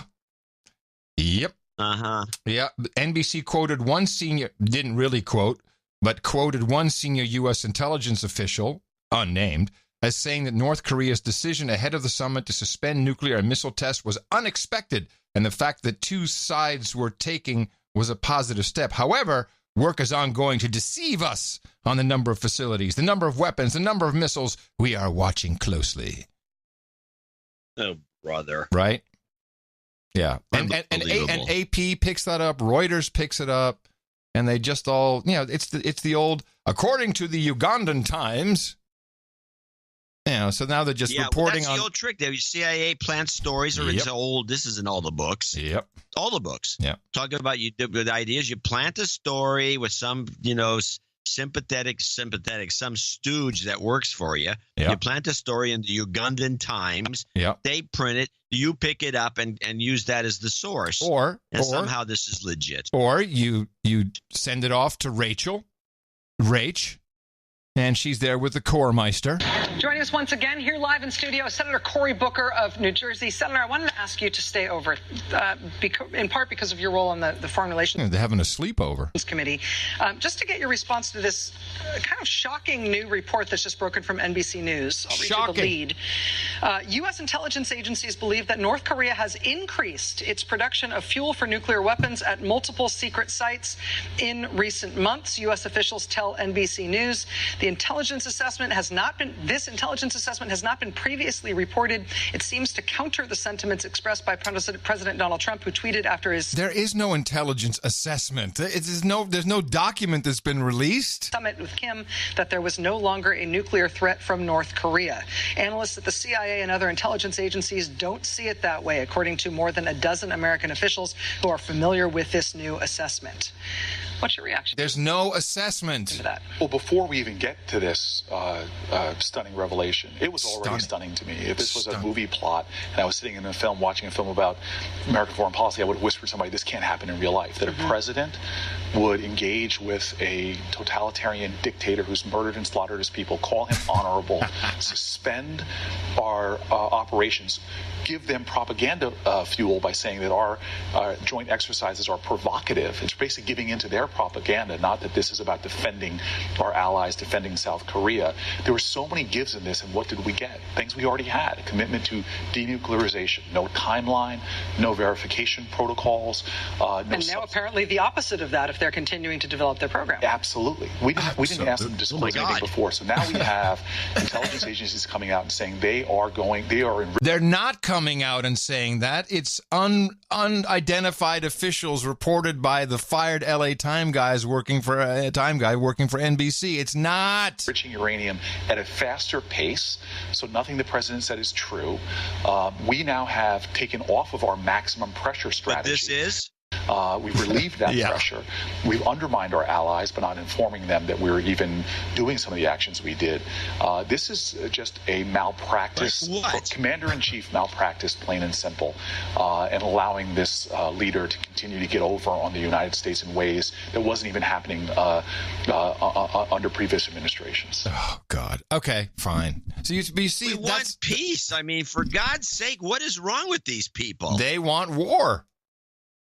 They do. They're warmongers. Whatever happened to the Democrat Party that it became a warmonger party? It wasn't when I was a member of that party.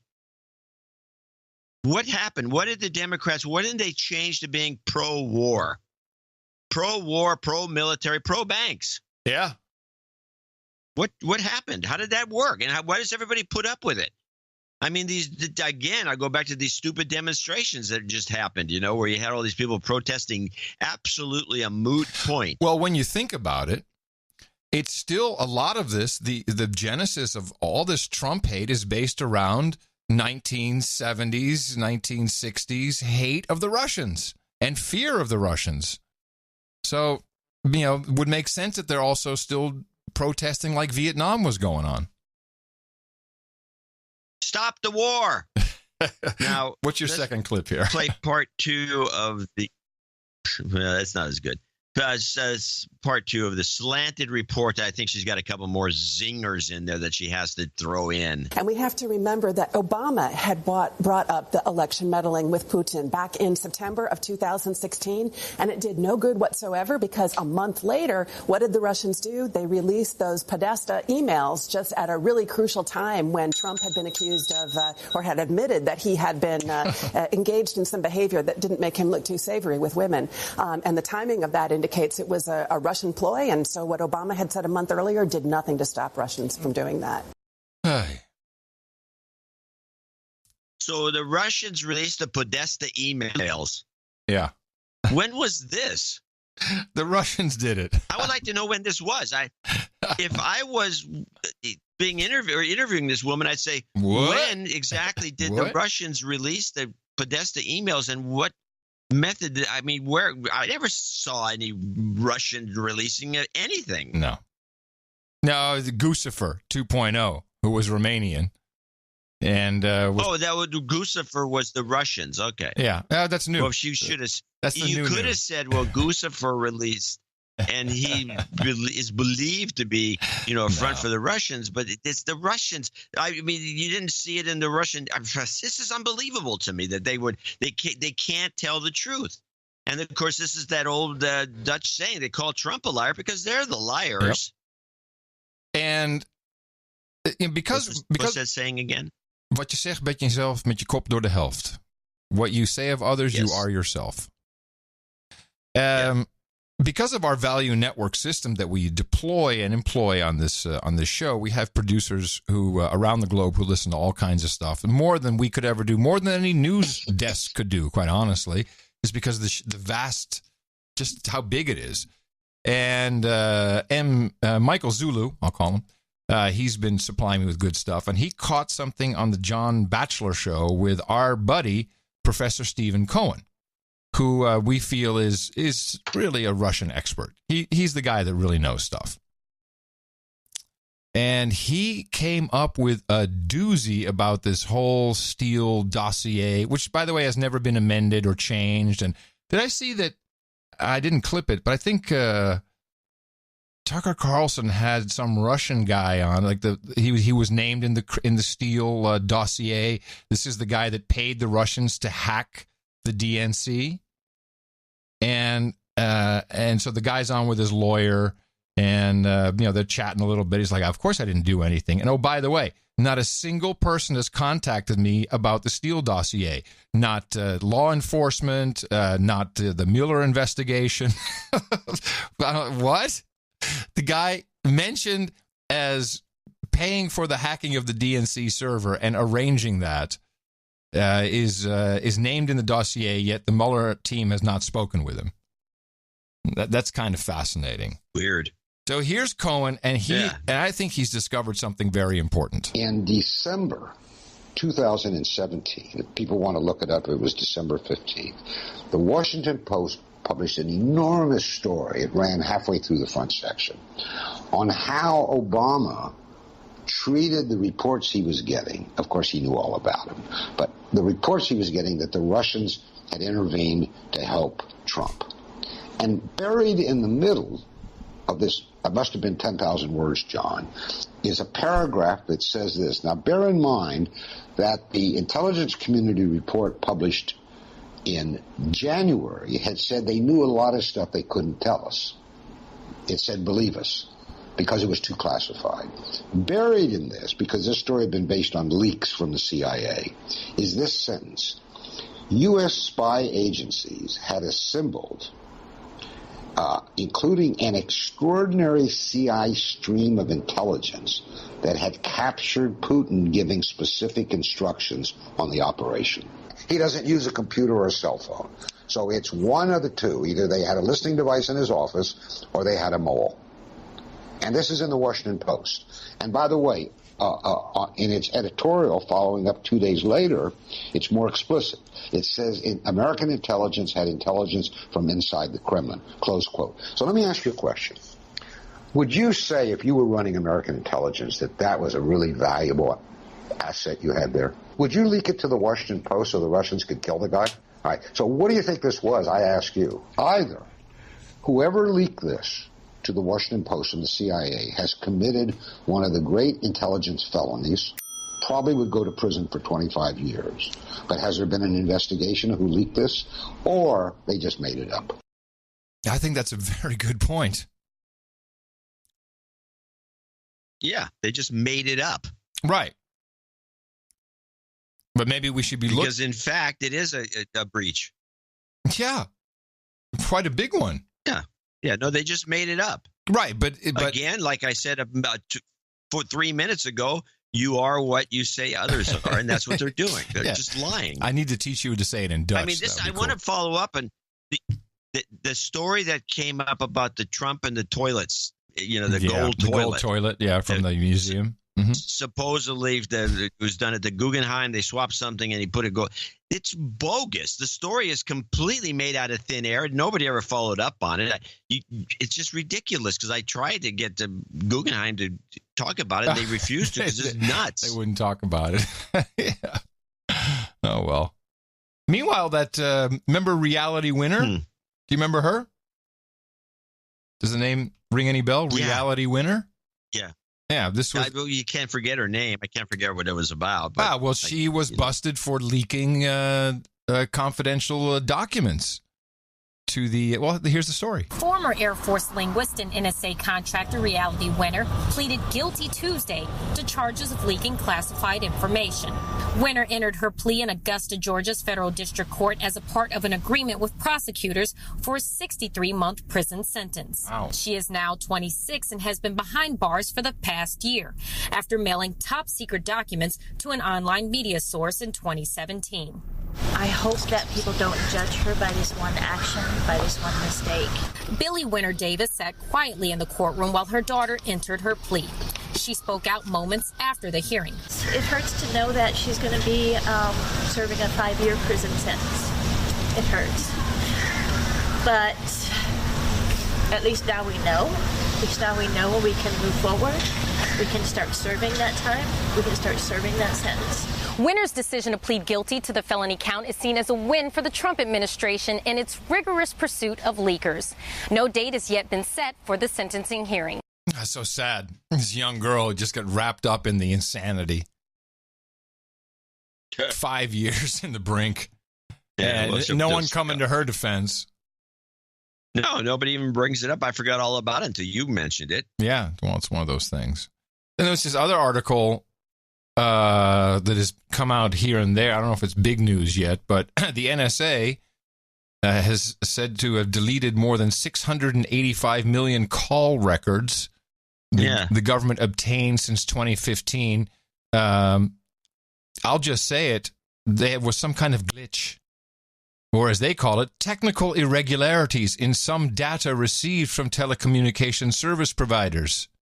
It also said the irregularities resulted in the NSA obtaining some call details it was not authorized to receive.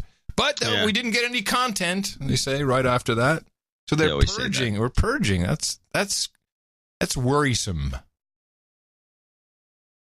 Yeah, I wonder. This story, I saw it. I didn't want to comment. But here's the thing. They're saying you delete. Don't you just save a copy, put it in cold storage?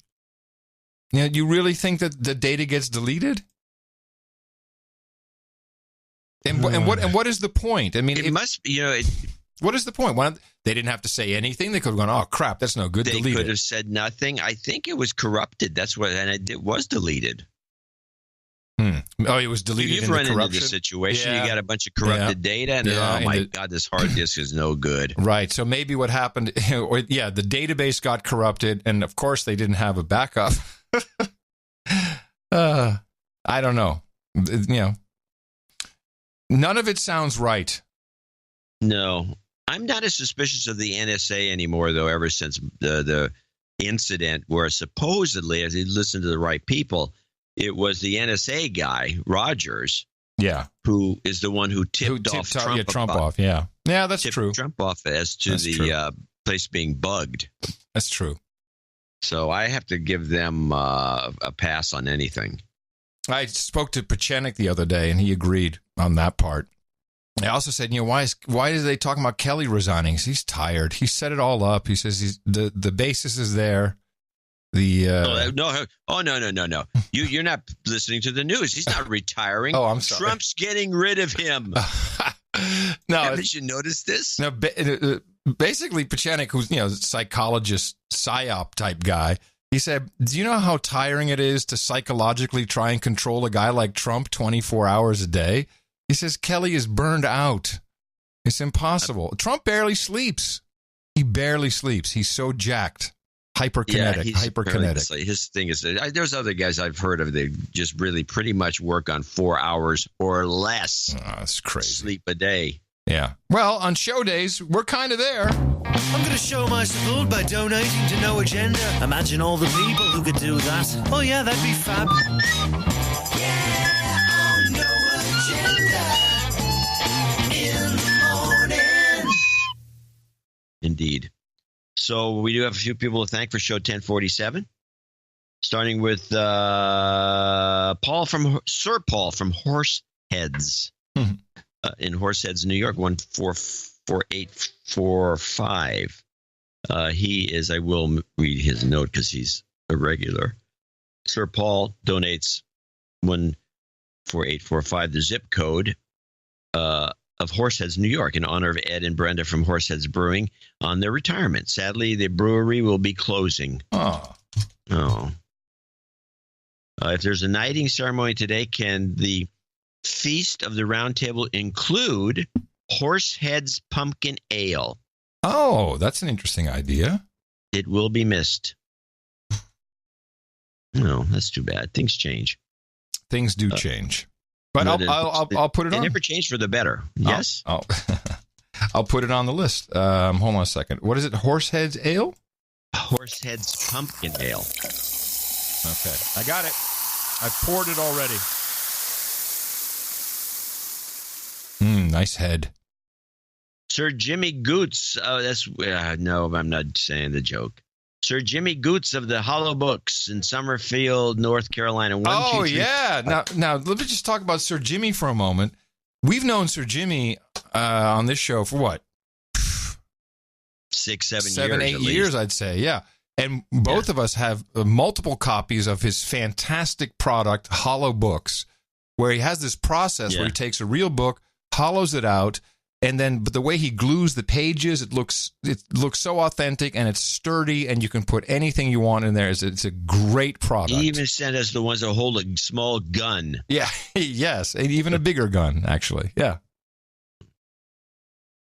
Anyway, he's at hollowbooks.com and freehollowbooks.com. But he apparently just delivered 1,000 to somebody. Yeah, I don't know why. CIA. No. Here it is. It's a shout out to Raphael at Alma Advertising in Miami. Maybe a listener will get one if they buy a new Sprint phone during the World Cup promo they're running. You see, he sold 1,000 to Sprint. Nice. Good work. Yeah. Good anyway, work. Everyone needs a hollow book. Yeah, they are a fantastic product. Freehollowbooks.com. Put some cash in there, put in the books. No one will ever tell. These things are dynamite. Especially if you put it in Atlas Shrugged, which no one will touch. That's for sure. I don't want to touch that book. Stephen Fitzpatrick, $111.11. ITM, best podcast in the universe. Thank you for your courage. 3333. Vladimir Putin's finally contributed. Somehow he lives in Wellington, New Zealand. Don't know how. $100. Michael Delosier in Marysville, Tennessee, 9009. Sir Brent, $86. Sir Brent, the trusted integer. Yo. Eric Crawford in Lubbock, Texas, 8338. Palindrome. Tony Tanzian, Tigard, Oregon, 8008. Boo. The only one. Mario Schnepp. In Zurich. Hey, we don't get a lot from Switzerland. What does he say here? Thanks for your outstanding product. Me and my hot Swedish wife are no longer brainwashed slaves. Adam's cool and positive, well-trained VJ voice shoots like 2 double espressos in my brain, while John's dry comments get me back to earth. I think it's a compliment. I remember to donate after I heard a kid trying to play the flute. Ha! It's working. It's working. Any wind instrument you hear will remind you to donate. I live the American dream in Switzerland of just getting by. I'm looking forward to that meetup in Zurich John's thinking about. as a restaurant owner, I would be happy to make it make it happen in my place and show you a variety of Swiss wines. And I will say, that I had go on. Some homegrown treats for Adam. Hey-o. I think we know what we're talking there about there. Mm-hmm. Comes with the Rihanna album. I had a helicopter tour, actually, of Switzerland, part of Switzerland, the mountainous areas. And they dropped us off into a little Swiss village that was one of the wine growing areas, including some, I don't have the names at the top of my head because these are not wines that you see a lot, but one of the big wine operations there. And we had a lot of Swiss wines, mostly whites, and a lot of good sweet wines, including a bottle of Glacier wine. And I still have a bottle of that. And I think Swiss wines are quite good. Well, he's offering up his restaurant as the place du jour. I'm booking right now. We're going to do this. And I have a question for you regarding meetups. So Tina's she's sick and tired of me. She's like, I'm gonna arrange this meetup. So what meetup? The Austin, Texas meetup. Oh, okay. In August. Here's my question. We should do this probably on a Saturday, don't you think? Because I have a feeling Texas is big. A lot of people. Friday is the day that everyone wants to do it in Washington. Really? Because I think that I would think they're still at work. They're not. People don't want to. There are a lot of people coming in a long ways from meetups into a town where they work, and they can do Friday night, but then they have to go home. They don't want to come all the way back into town on a Saturday. That's the problem with the West Coast. Okay. Well, I think here people would want to come from all over Texas, which can take you a day. As well as Oklahoma, Arkansas, who knows? Okay, we'll talk about this later. Okay. Austin Wilson's in Sammamish, Washington, 7418. Now, these are the people that are celebrating the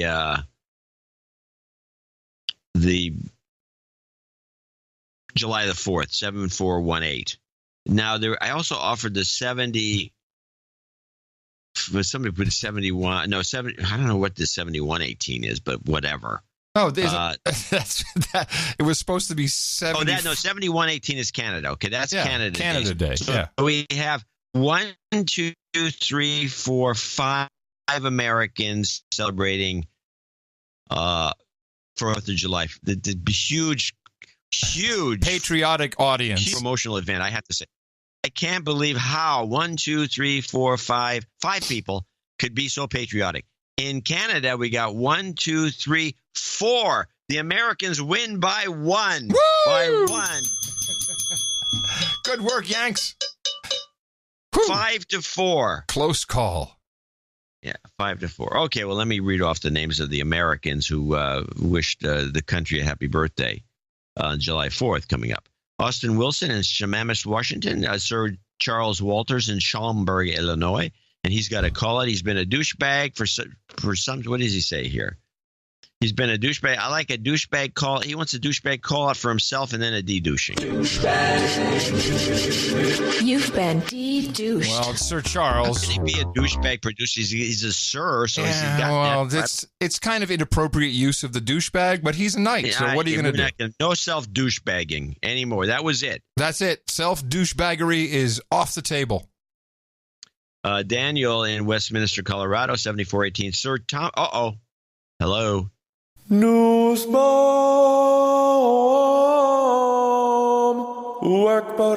Yes. Hello. Sir Thomas Newsby. Yeah, but you were Archduke of the FEMA Region 3 in Virginia Beach, Virginia, came in with a vote for the USA. He says, worldwide naval bases, everyone wishes a hump day of bad choices and mixed with day drinking. Okay. He just wants everyone to get drunk on the 4th of July. So, a lot of people take a couple of days off. I think there'll be not that many listeners. Sir Dirtbag Dave in Concord, California. He says, happy 4th of July to the Americans. Now we go to Canada, even though we have somebody from Virginia who Noose Bomb comes in with a Canada vote. No, I just got rid of the Noose Bomb. Oh, damn it. All right, let's do a different one. Here we go. Noose Bomb! Okay, Noose Bomb. Well, let's start with Isaac Yang in 7118. He's in Canada somewhere. General karma for all the Canucks listening. Put that at the end. Pat Deary in Sarnia, Ontario. No note, no jingles, no karma. Nussbaum from Virginia Beach this time says, raising a kokanee and wishing I was in the sticky wicket in Victoria. Nussbaum! I believe there's if I'm not mistaken, it's a bar in Victoria. Victoria, by the way, is the greatest little city on the West Coast. Paul Schneider in Edmonton, Alberta. That's it. That wraps up our Canadians. Thank you very much, Canadians, for this great support we get when we do these promotions. Robert Hart, something I guess is just a mess on the screen because of Unicode. But his last name is Ruben Hansen with some Norwegian stuff in the middle. From Norway, 6969. Sir Gott Nate and Sebastopol, 6969. Robert Bruckner, 5555. April Bierig in Amboy, Minnesota. And she actually sent a note in, which I do feel I should read. All right. And of course, I misplaced it immediately before we got to the segment. I'm looking at where's my clip list? I don't know. Oh, I know where it is. There it is. It's down here. In charge of that? No, I was reading the Clint Watts thing. So she sent a card. She always sends a card with a Tweety bird on it. And her name's April, so I'm guessing she likes Tweety birds. She says, thank you. You two make living a little bit easier with every show. Wow. Thank you. That's why I get up in the morning, and to hear that. And she's going to be a Dame Triple Deuce eventually. She's so it's a card, nice little card. I thought that was a cute note. We did have another note from somebody I want to read. Which doesn't really make a lot of sense, but I want to read it, but not right now. We're going to. Anyway, she's in Amboy, Minnesota. Tyler, and then we got the $50 donors. I'll get them out of the way. With Tyler Schimpf in Bothell, and the other $50 donor. There's no more. That's it. Only 150. That doesn't happen very often. I've never seen it before. So this guy writes a note. This is Kutemeier, Kutemeier, that guy. Kutemeier, which is a very bad thing in Dutch. Kutemeier. Yeah. Which he is says, I made my donation. Quite disappointed with Adam about his comments about my last name. Well, I can't help it. He's disappointed. Very disappointed. Oh, I'm sorry. Yeah, we make fun of everybody's name. We make fun of everybody and everybody's name. And now he decides to complain? Yes, because it's his name. Well, I'm sorry. I won't ever do it again. Well, apparently not, because he's not going to donate anymore. That's the way I see it. Yeah. Well, I apologize to the company. I want to thank. He apologized profusely. I want to thank everybody who contributed here to produce show 1047. It really helps. And that does it for our disappointed letter segment. I want to thank everyone who supported this show, episode 1047 of the No Agenda podcast. Some call it the best podcast in the universe.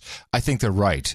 Yeah, it's nothing like us, baby. And of course, I want to thank everyone who came in under $50, under the sole $50 donor. And those are people who have subscriptions and also want to be anonymous. So please go to Dvorak.org/NA and remember us for the show which we have coming up on Thursday. Dvorak.org/NA. As requested. Jobs, jobs, jobs, and jobs. Let's vote for jobs. You've got karma. And, well, we'll do this right now. Title changes. Turn and face the slate. Title changes. Don't want to be a douchebag. Yeah, we have no birthdays today, strangely. So only one title change. Sir Whatever becomes Sir Dignity. And that's because he was in a crappy place before, but he has upped the ante and he has changed his title, which will be reflected on all peerage listings and maps across Gitmo Nation. Sir Dignity, thank you very much. Then we have our two knights for today. So we do need Blades. Got it. Yeah. Where? Oh, there you go. Got it. Stuck. All right. What we need is David March up here on stage. And somewhere in the stage in the sky, his dad will be with us today for this special nighting for 2 nights on the No Agenda show. Thank you, David March, for not only supporting the show in the amount of $1,000 in your name, but also in your dad's name and in his memory. So I hereby am very proud to pronounce the Sir Karantoff of the Electric City and Sir Romano Marchi of the Electric City for you. We've got Horsehead Pumpkin Ale, Parliaments and Pale Ale, Waifus and Waffles, Pug and Poi, Rabbit Meat and Goat Milk, Ginger Ale and Gerbils, Bong Hits and Bourbon, and of course, Mutton and Mead. And there's 2 rings, so if you want, we'll be happy to send off a second ring for your dad, although he won't be wearing it in the physical world, but I think it'd be appropriate to have that. So go to noagendanation.com/rings. Eric the Shill will set you up and get that off to you. And thank you for supporting the show. Thank you, everybody else. It is very much appreciated. This clip I've been holding on to for a couple of shows, just haven't gotten to it. Conrad Black. And now I've had this clip so long, I forgot who he is. Conrad Black was a major publisher that got busted for one thing or another for some political reasons, I believe. He was a big Canadian, super rich Canadian publishing guy. Then he ended up in jail. Well, he had something to say about what Trump is doing, and I've been waiting to play this, and I think it might have some reason to play it now. What was needed was a bloodless civil war to clean up the Washington sleaze factory. The entire government of the United States had become a shambles. Let me remind you, in the previous 20 years, you had the greatest economic crisis since the 1930s, brought on by bad American policy, both parties, both branches of government. You had virtually the entire conventional land forces capability of the United States militarily mired in the Middle East for 15 years in order chiefly to hand over the main influence over Iraq to Iran, which is the last thing they wanted. He produced this humanitarian crisis where millions of desperate people were scrambling for their lives and turning up in the shores of Italy and into Central Europe and so forth, all caused by utter incompetence in American policymaking. You had the decline of GDP per capita growth in the United States from 4.5% under Reagan, 3.9% under Clinton, 2% under George W. Bush, 1% under Obama. The country was a pressure cooker. Poverty went up, violence rose, discontent rose, but our great national media in the United States didn't notice it, and Trump said it is all rotten. We've got to clean it all up. Wall Street, Hollywood, the national media, the lobbyists, campaign financing, all factions of both parties, they're all useless. We've got to get rid of them. And he's doing it, and it's a war. So he's saying Trump is draining the swamp, which may be true. The reason I played this now is because I keep getting engaged, or people try to engage me, and I hate it when you do that on Twitter because it's not an appropriate place. You're already engaged. With what? Tina. The engagement around QAnon. Oh, jeez. And they keep bringing it up like, yeah, man, well, you, MAGA, okay, well, he's draining the swamp. Pedo Bear, child traffickers, Clinton. I sound like Max Kaiser there. I did pretty good on that.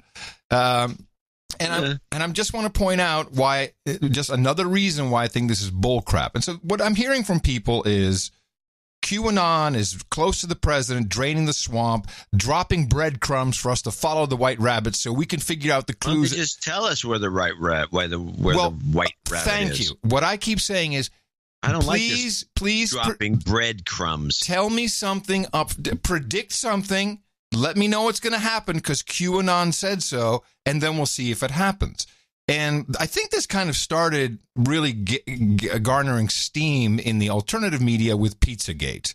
This was also, I think, was this also not a QAnon thing, the whole Pizzagate story? You're asking the wrong guy. I can't, but I keep saying, show me some victims of this.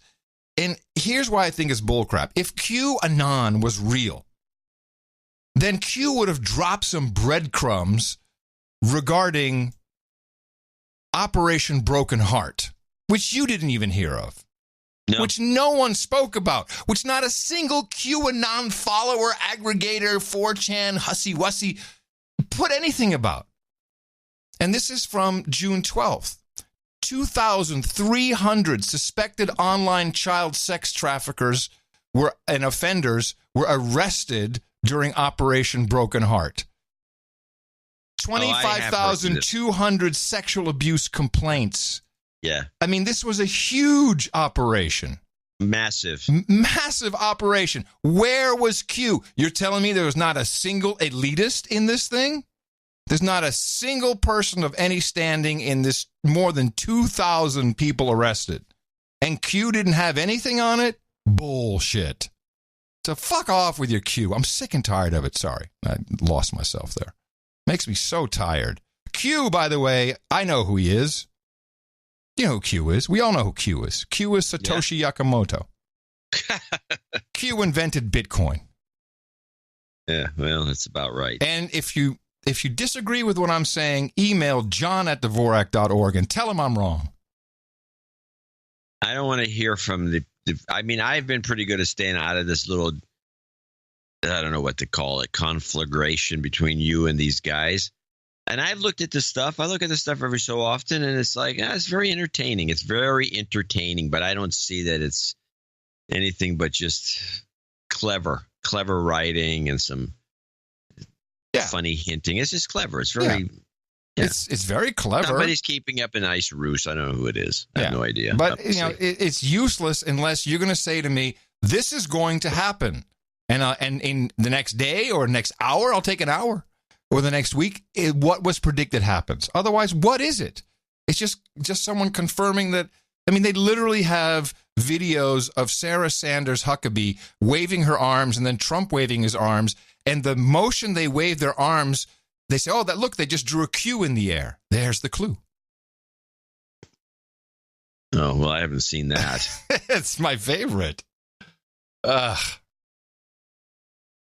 Yeah, well, that's nuts. That's Dimension C. It's something. I don't know what it is. So I got a couple of clips of rap here. Mm-hmm. I've been trying to get these out of the way. We can go with them. I just thought it was interesting because we have a China buyout situation that's getting a little out of control. You know, Chinese keep buying and buying and buying. And I want to play this. This is the clip that triggers the next two clips. I got 3 clips. This is China buyout. This is the business report that shows up on PBS. Investors who are worried about a trade war got some good news today. The White House announcing that it will use its current tools with some enhancements that have bipartisan support in Congress to restrict Chinese investments that they think threaten national security.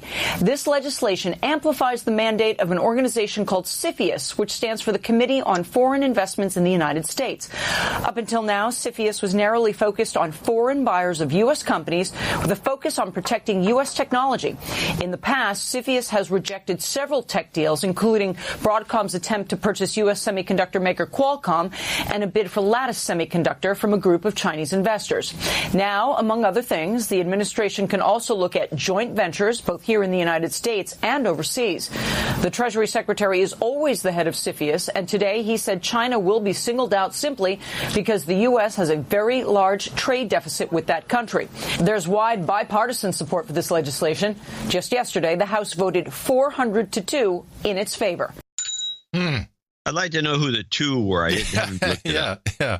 But this is Broadcom was one of these companies that was bought by the Chinese. The Chinese have never had to really do a lot of industrial espionage when they can just buy the company. Right. Done. And then you have all the intellectual property, all the patents and all the stuff that really should be protected and should be part of this. I think this is a red herring. I keep hearing this, the stealing intellectual property. No, this is not a red herring. It's been going on for years. That's why I want to skip to Maria Bartoloma, and who's discussing this with an expert. Do you mean Bartiromo, or is it? Yeah, Bartolomeo.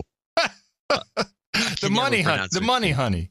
I did a lot of work at CNBC and never pronounced her name right. That's probably the reason why. Yeah. So let's play. This is the Chinese breakdown. China 1. Property rights, because basically China has been stealing our intellectual property for decades. Yes. And it doesn't really matter if they buy more agricultural products or energy. That doesn't solve the biggest issue of them all, which is the fact that China is stealing our technology. Yes.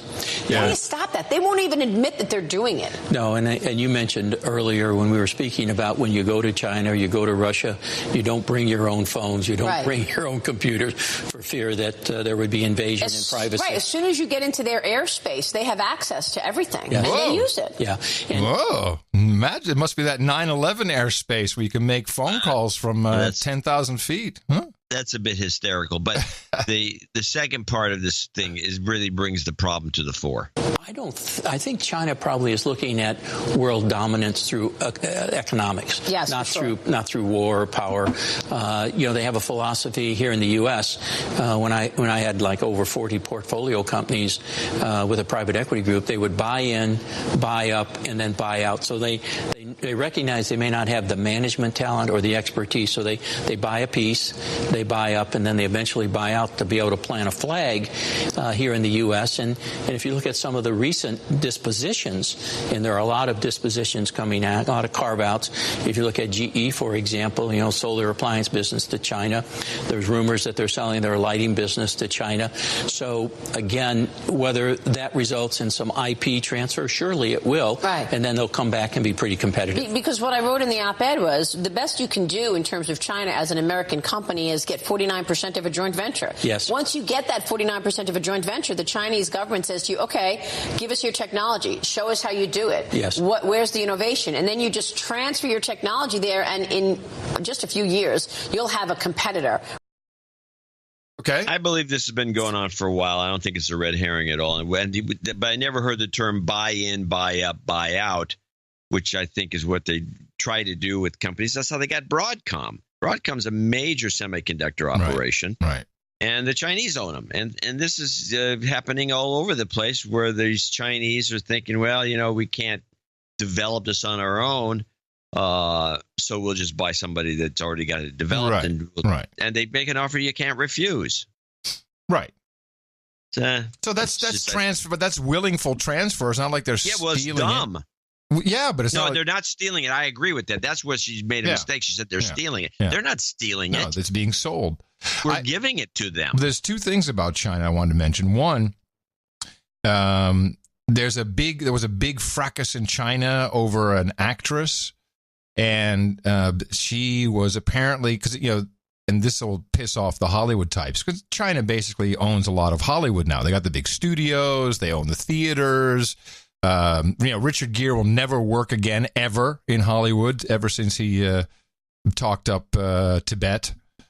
So China really runs the show. That's probably true. But now there's this government regulation that's come into place because of one actress who was somehow funneling profits off into her back pocket through some shell companies. But all actors in China must make the same amount of money. But I wonder how that's going to go over with the Hollywood set.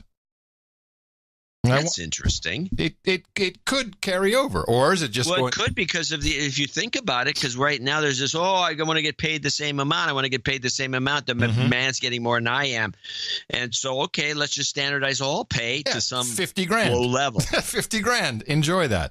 Now, $50,000. Have fun. Now, the other thing Pechenik was talking about when I talked to him is, and maybe you would know this. Apparently, the Chinese government has pumped like some $300 billion into their economy.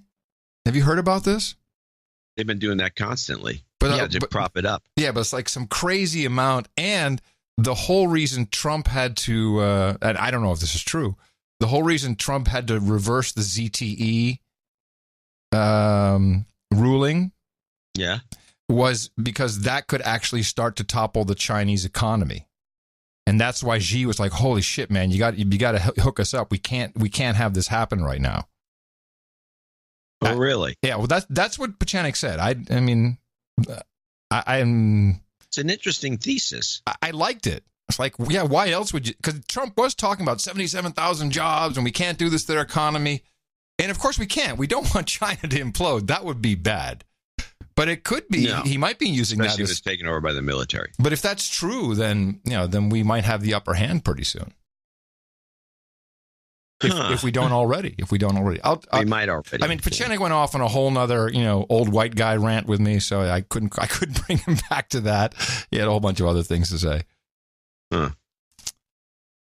Well, I'm glad you're keeping in touch with him. Oh, of course. I always better than QAnon. Yeah. Well, not much, because I called him up and left a voicemail message. And I said, "You're the worst handler ever." I said, "I got to call you? Come on." Now, there was a study. This is switching topics here. I'm very excited about this. There was a study at the University of Texas, and the result of the study shows that the mere presence of your smartphone in your vicinity reduces your brain power. And I want to explain this study that they did. That must be a genius. Exactly. Professor Adrian Ward conducted experiments with nearly 800 smartphone users in an attempt to measure for the first time how well people can complete tasks when they have their smartphones nearby, even when they're not using them. And in one experiment, the researchers asked study participants to sit at a computer and take a series of tests that required full concentration in order to score well. The tests were geared to measure participants' available cognitive capacity, that is, the brain's ability to hold and process data at any given time. Before beginning, participants were randomly instructed to place their smartphones either on the desk face down, in their pocket or personal bag, or in another room. All participants were instructed to turn their phones to silent. The researchers found that participants with their phones in another room significantly outperformed those with their phones at the desk, and they also did slightly outperform those participants who had kept their phones in a pocket or a bag.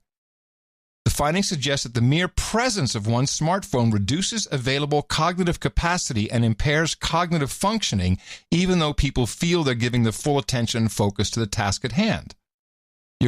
Quote, your conscious mind isn't thinking about your smartphone, but that process, the process of requiring yourself to not think about something, uses up some of your limited cognitive resources. It is literally a brain drain. How about that? I'm not surprised. Neither am I.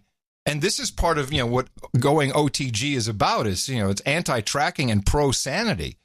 And I would totally believe that.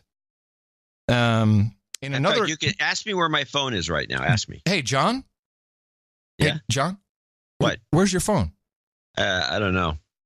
In another experiment, researchers looked at how a person's self-reported smartphone dependence, or how strongly a person feels he or she needs to have a smartphone in order to get through a typical day, affected cognitive capacity.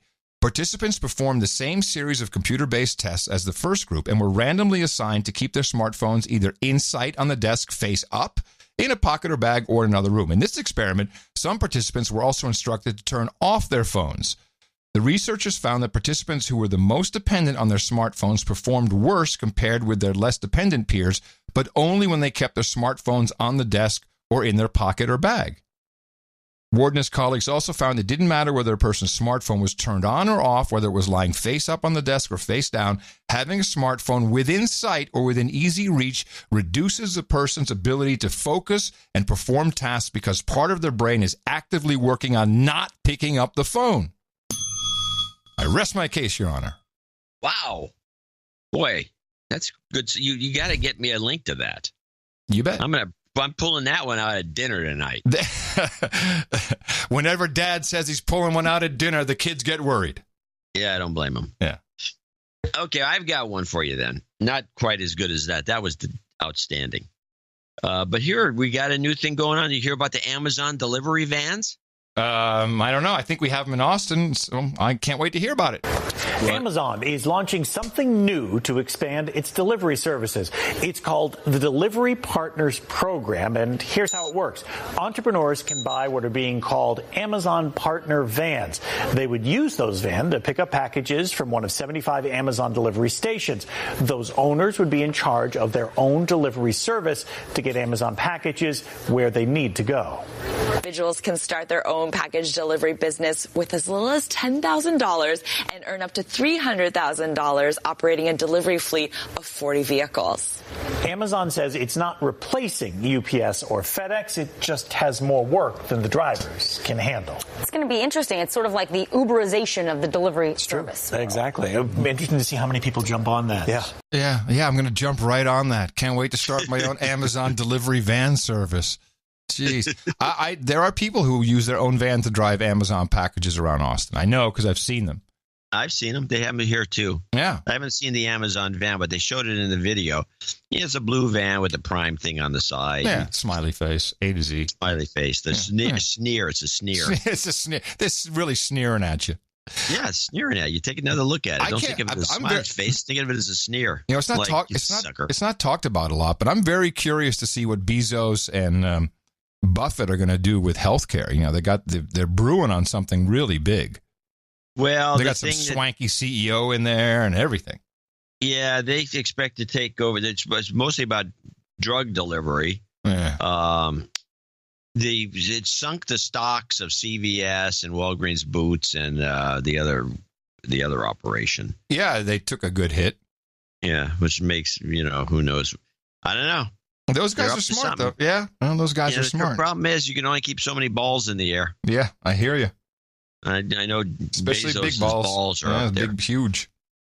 A couple social justice warrior updates, just so we can keep up with the times. Yeah, stuff we should be saying and doing, so we don't offend people unnecessarily. We have to be careful. Very careful. Jazz Jennings is a transgender activist. Jazz, very high-profile teen activist. And Jazz did own a documentary. I Am Jazz. This is like an ongoing documentary. So Jazz Jennings has completed their transition, but you have to know how to say it right.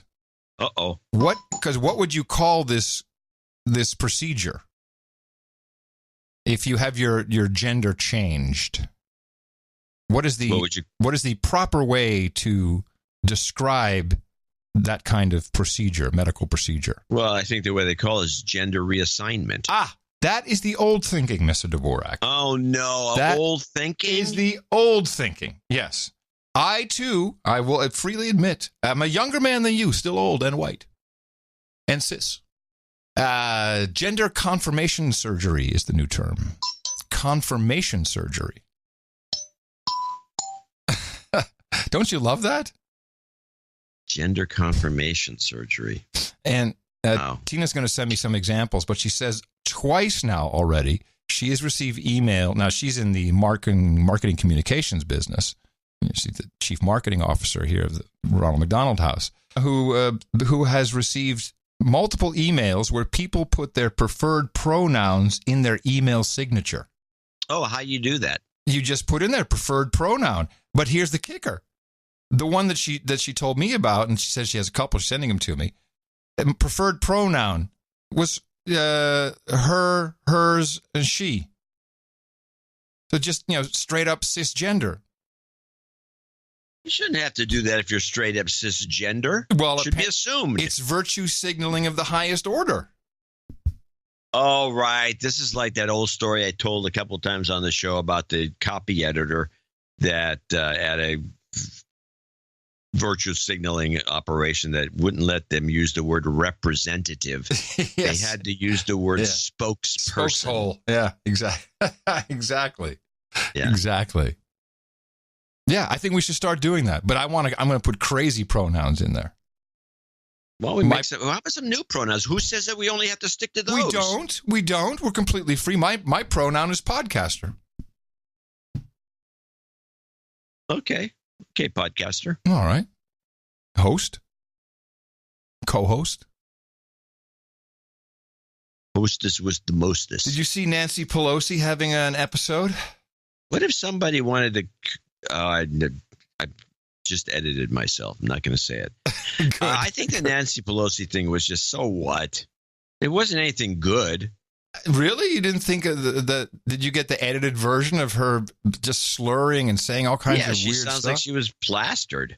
I don't know. Is she plastered or is it just like Alzheimer's? Could it be early onset? Alzheimer's is a memory failure problem more than it is slurring.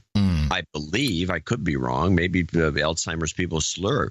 But she's just like slopping around. This has been going on for years. Yeah. And we do know that somebody in the House of Representatives has Alzheimer's, right, and they get this drug delivery of Alzheimer's, but it doesn't necessarily have to be her, but it makes logical sense that it is. Well, even though you don't think it was all that, I'll play it. It's just a minute. Last week, soybean futures hit a 9-year low. Soybean futures hit a 9-year low. Pork producers, corn growers, and wheat growers are reeling too. That's so far this week. The Supreme Court's radical Janus decision will have drastic, destructive, and long-standing impacts. They have reduced the leverage of workers in our country. Reduced their leverage for, again, collective bargaining, raised the standard. So here we are. We have a better, this is a raw deal, we have a better deal. But I've also disagreed with Justice Kennedy's interpretation of the Constitution. Make no mistake. 125, 130 million Americans have pre-existing conditions. So our history on this is one. Was she trying to say provenance, do you think? Our provenance? I think she was going to say provenance. Yeah, and then she just said, I can't get it out. History. Well, I've had trouble saying provenance every once in a while. Defending Nancy. Nice. Provenance. Our history on this is one that has been solid. Here's my favorite. I appreciate that question. You want to repeat your question because it was in the same line, I think. Repeat your question now. Come on, that's funny. Yeah, a lot of people got a kick out of the repeat thing. But the whole thing was leading to that one line. It was just, it never got far enough for my taste. It was good enough. It was good enough for I like repeat. Repeat that. Well, she didn't have a teleprompter, so I understand. All right, Johnny boy. I think we are probably. It is a show day, so we have to, turn off the show and go rush straight away and see what's going on in the world. There's always something going on. You got a last clip for us to play us out here? Well, I do have the controlled burn clip, which is a 2-minute clip, and it's about a horrible story in Florida. But it's kind of a downer. It's a Debbie Downer story, but I think it's worth playing because they also have. They got to use this CBS. They love to go into the South or someplace where people kind of talk like this, and you don't really, I'll tell you, it was a real bad thing. A dog ran out there, and you got hit by a train there, and you know what I'm telling you there?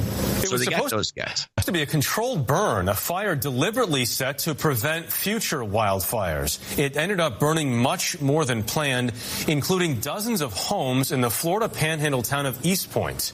Omar Villafranca is there. Glenn Woodall says he only had minutes to save his pets and himself when the Lime Rock wildfire approached his property. The fire was in my backyard, so I found the puppy that was in the bedroom in there, and I got it out, and then I didn't have no time to get nothing.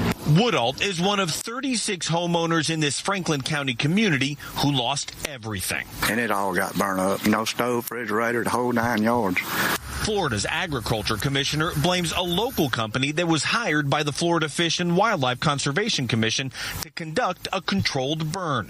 The fire was supposed to only burn 480 acres, but ended up torching more than 800.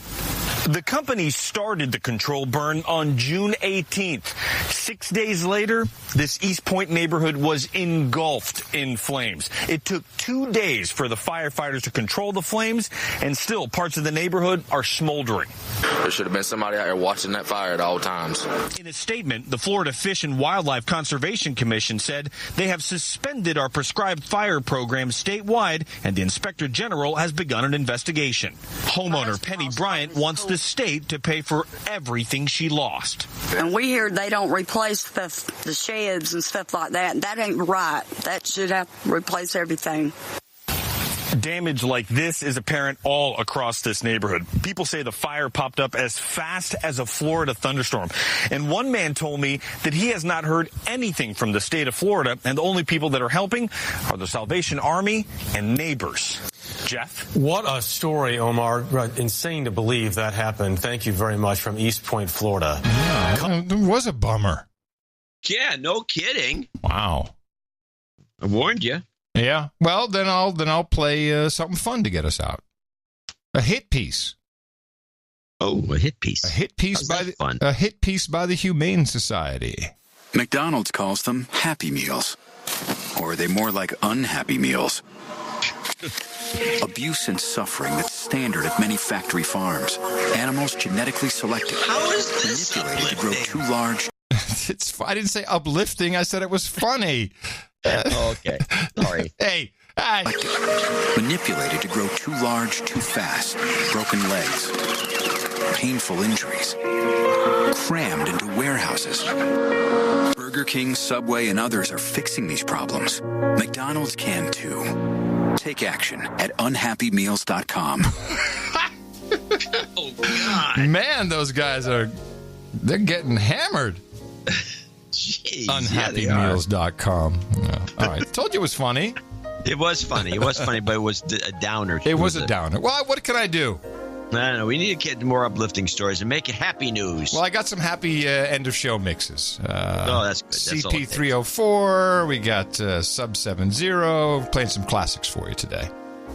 And we will return with you on Thursday for another episode of the best podcast in the universe. Remember us at Dvorak.org/NA. Until then, coming to you from downtown Austin, Texas, capital of the Drone Star State, FEMA Region 6, in all the governmental publications, in the 5x9 Cludio in the common law condo. In the morning, everybody, I'm Adam Curry. And from northern Silicon Valley, where I say, get out of Vietnam, I'm John C. Dvorak.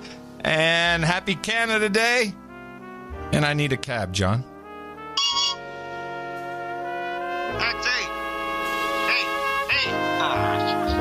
Until Thursday, adios, mofos!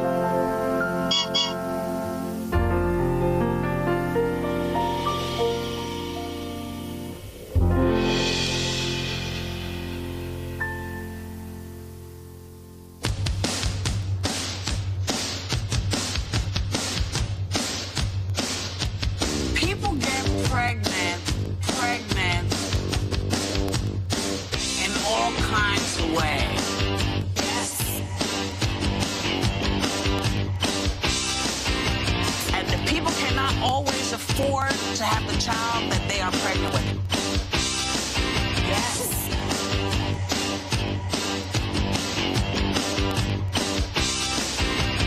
If you have an issue, come to me. Come to me. Yes. Nobody, not even God. God says, come to me. Yes.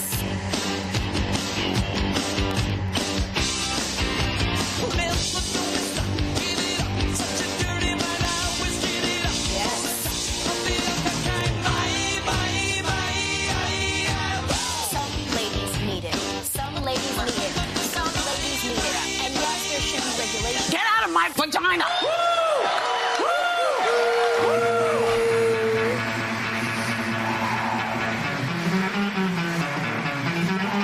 We came, we saw, and died.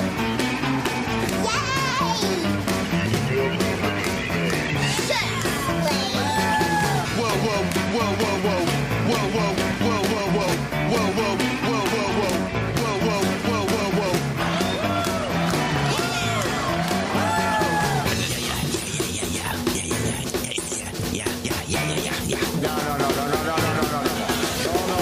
When I say whoa, I mean whoa.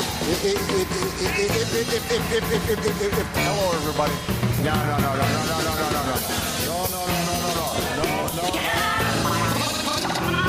Whoa, whoa, whoa, whoa, whoa, whoa, whoa, whoa, whoa, whoa, whoa, whoa, whoa, whoa, whoa, whoa, whoa, whoa. Oh, there's no winning. We don't like to foster a competitive atmosphere, but we laugh a lot. Now everyone hug and share a secret.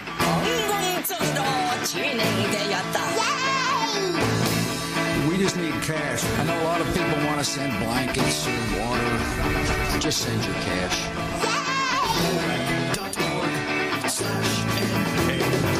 Whoa,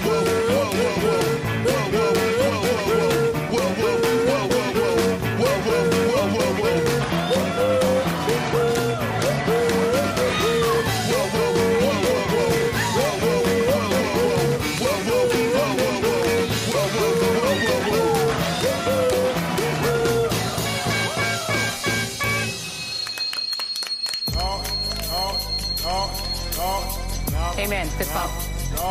Come on.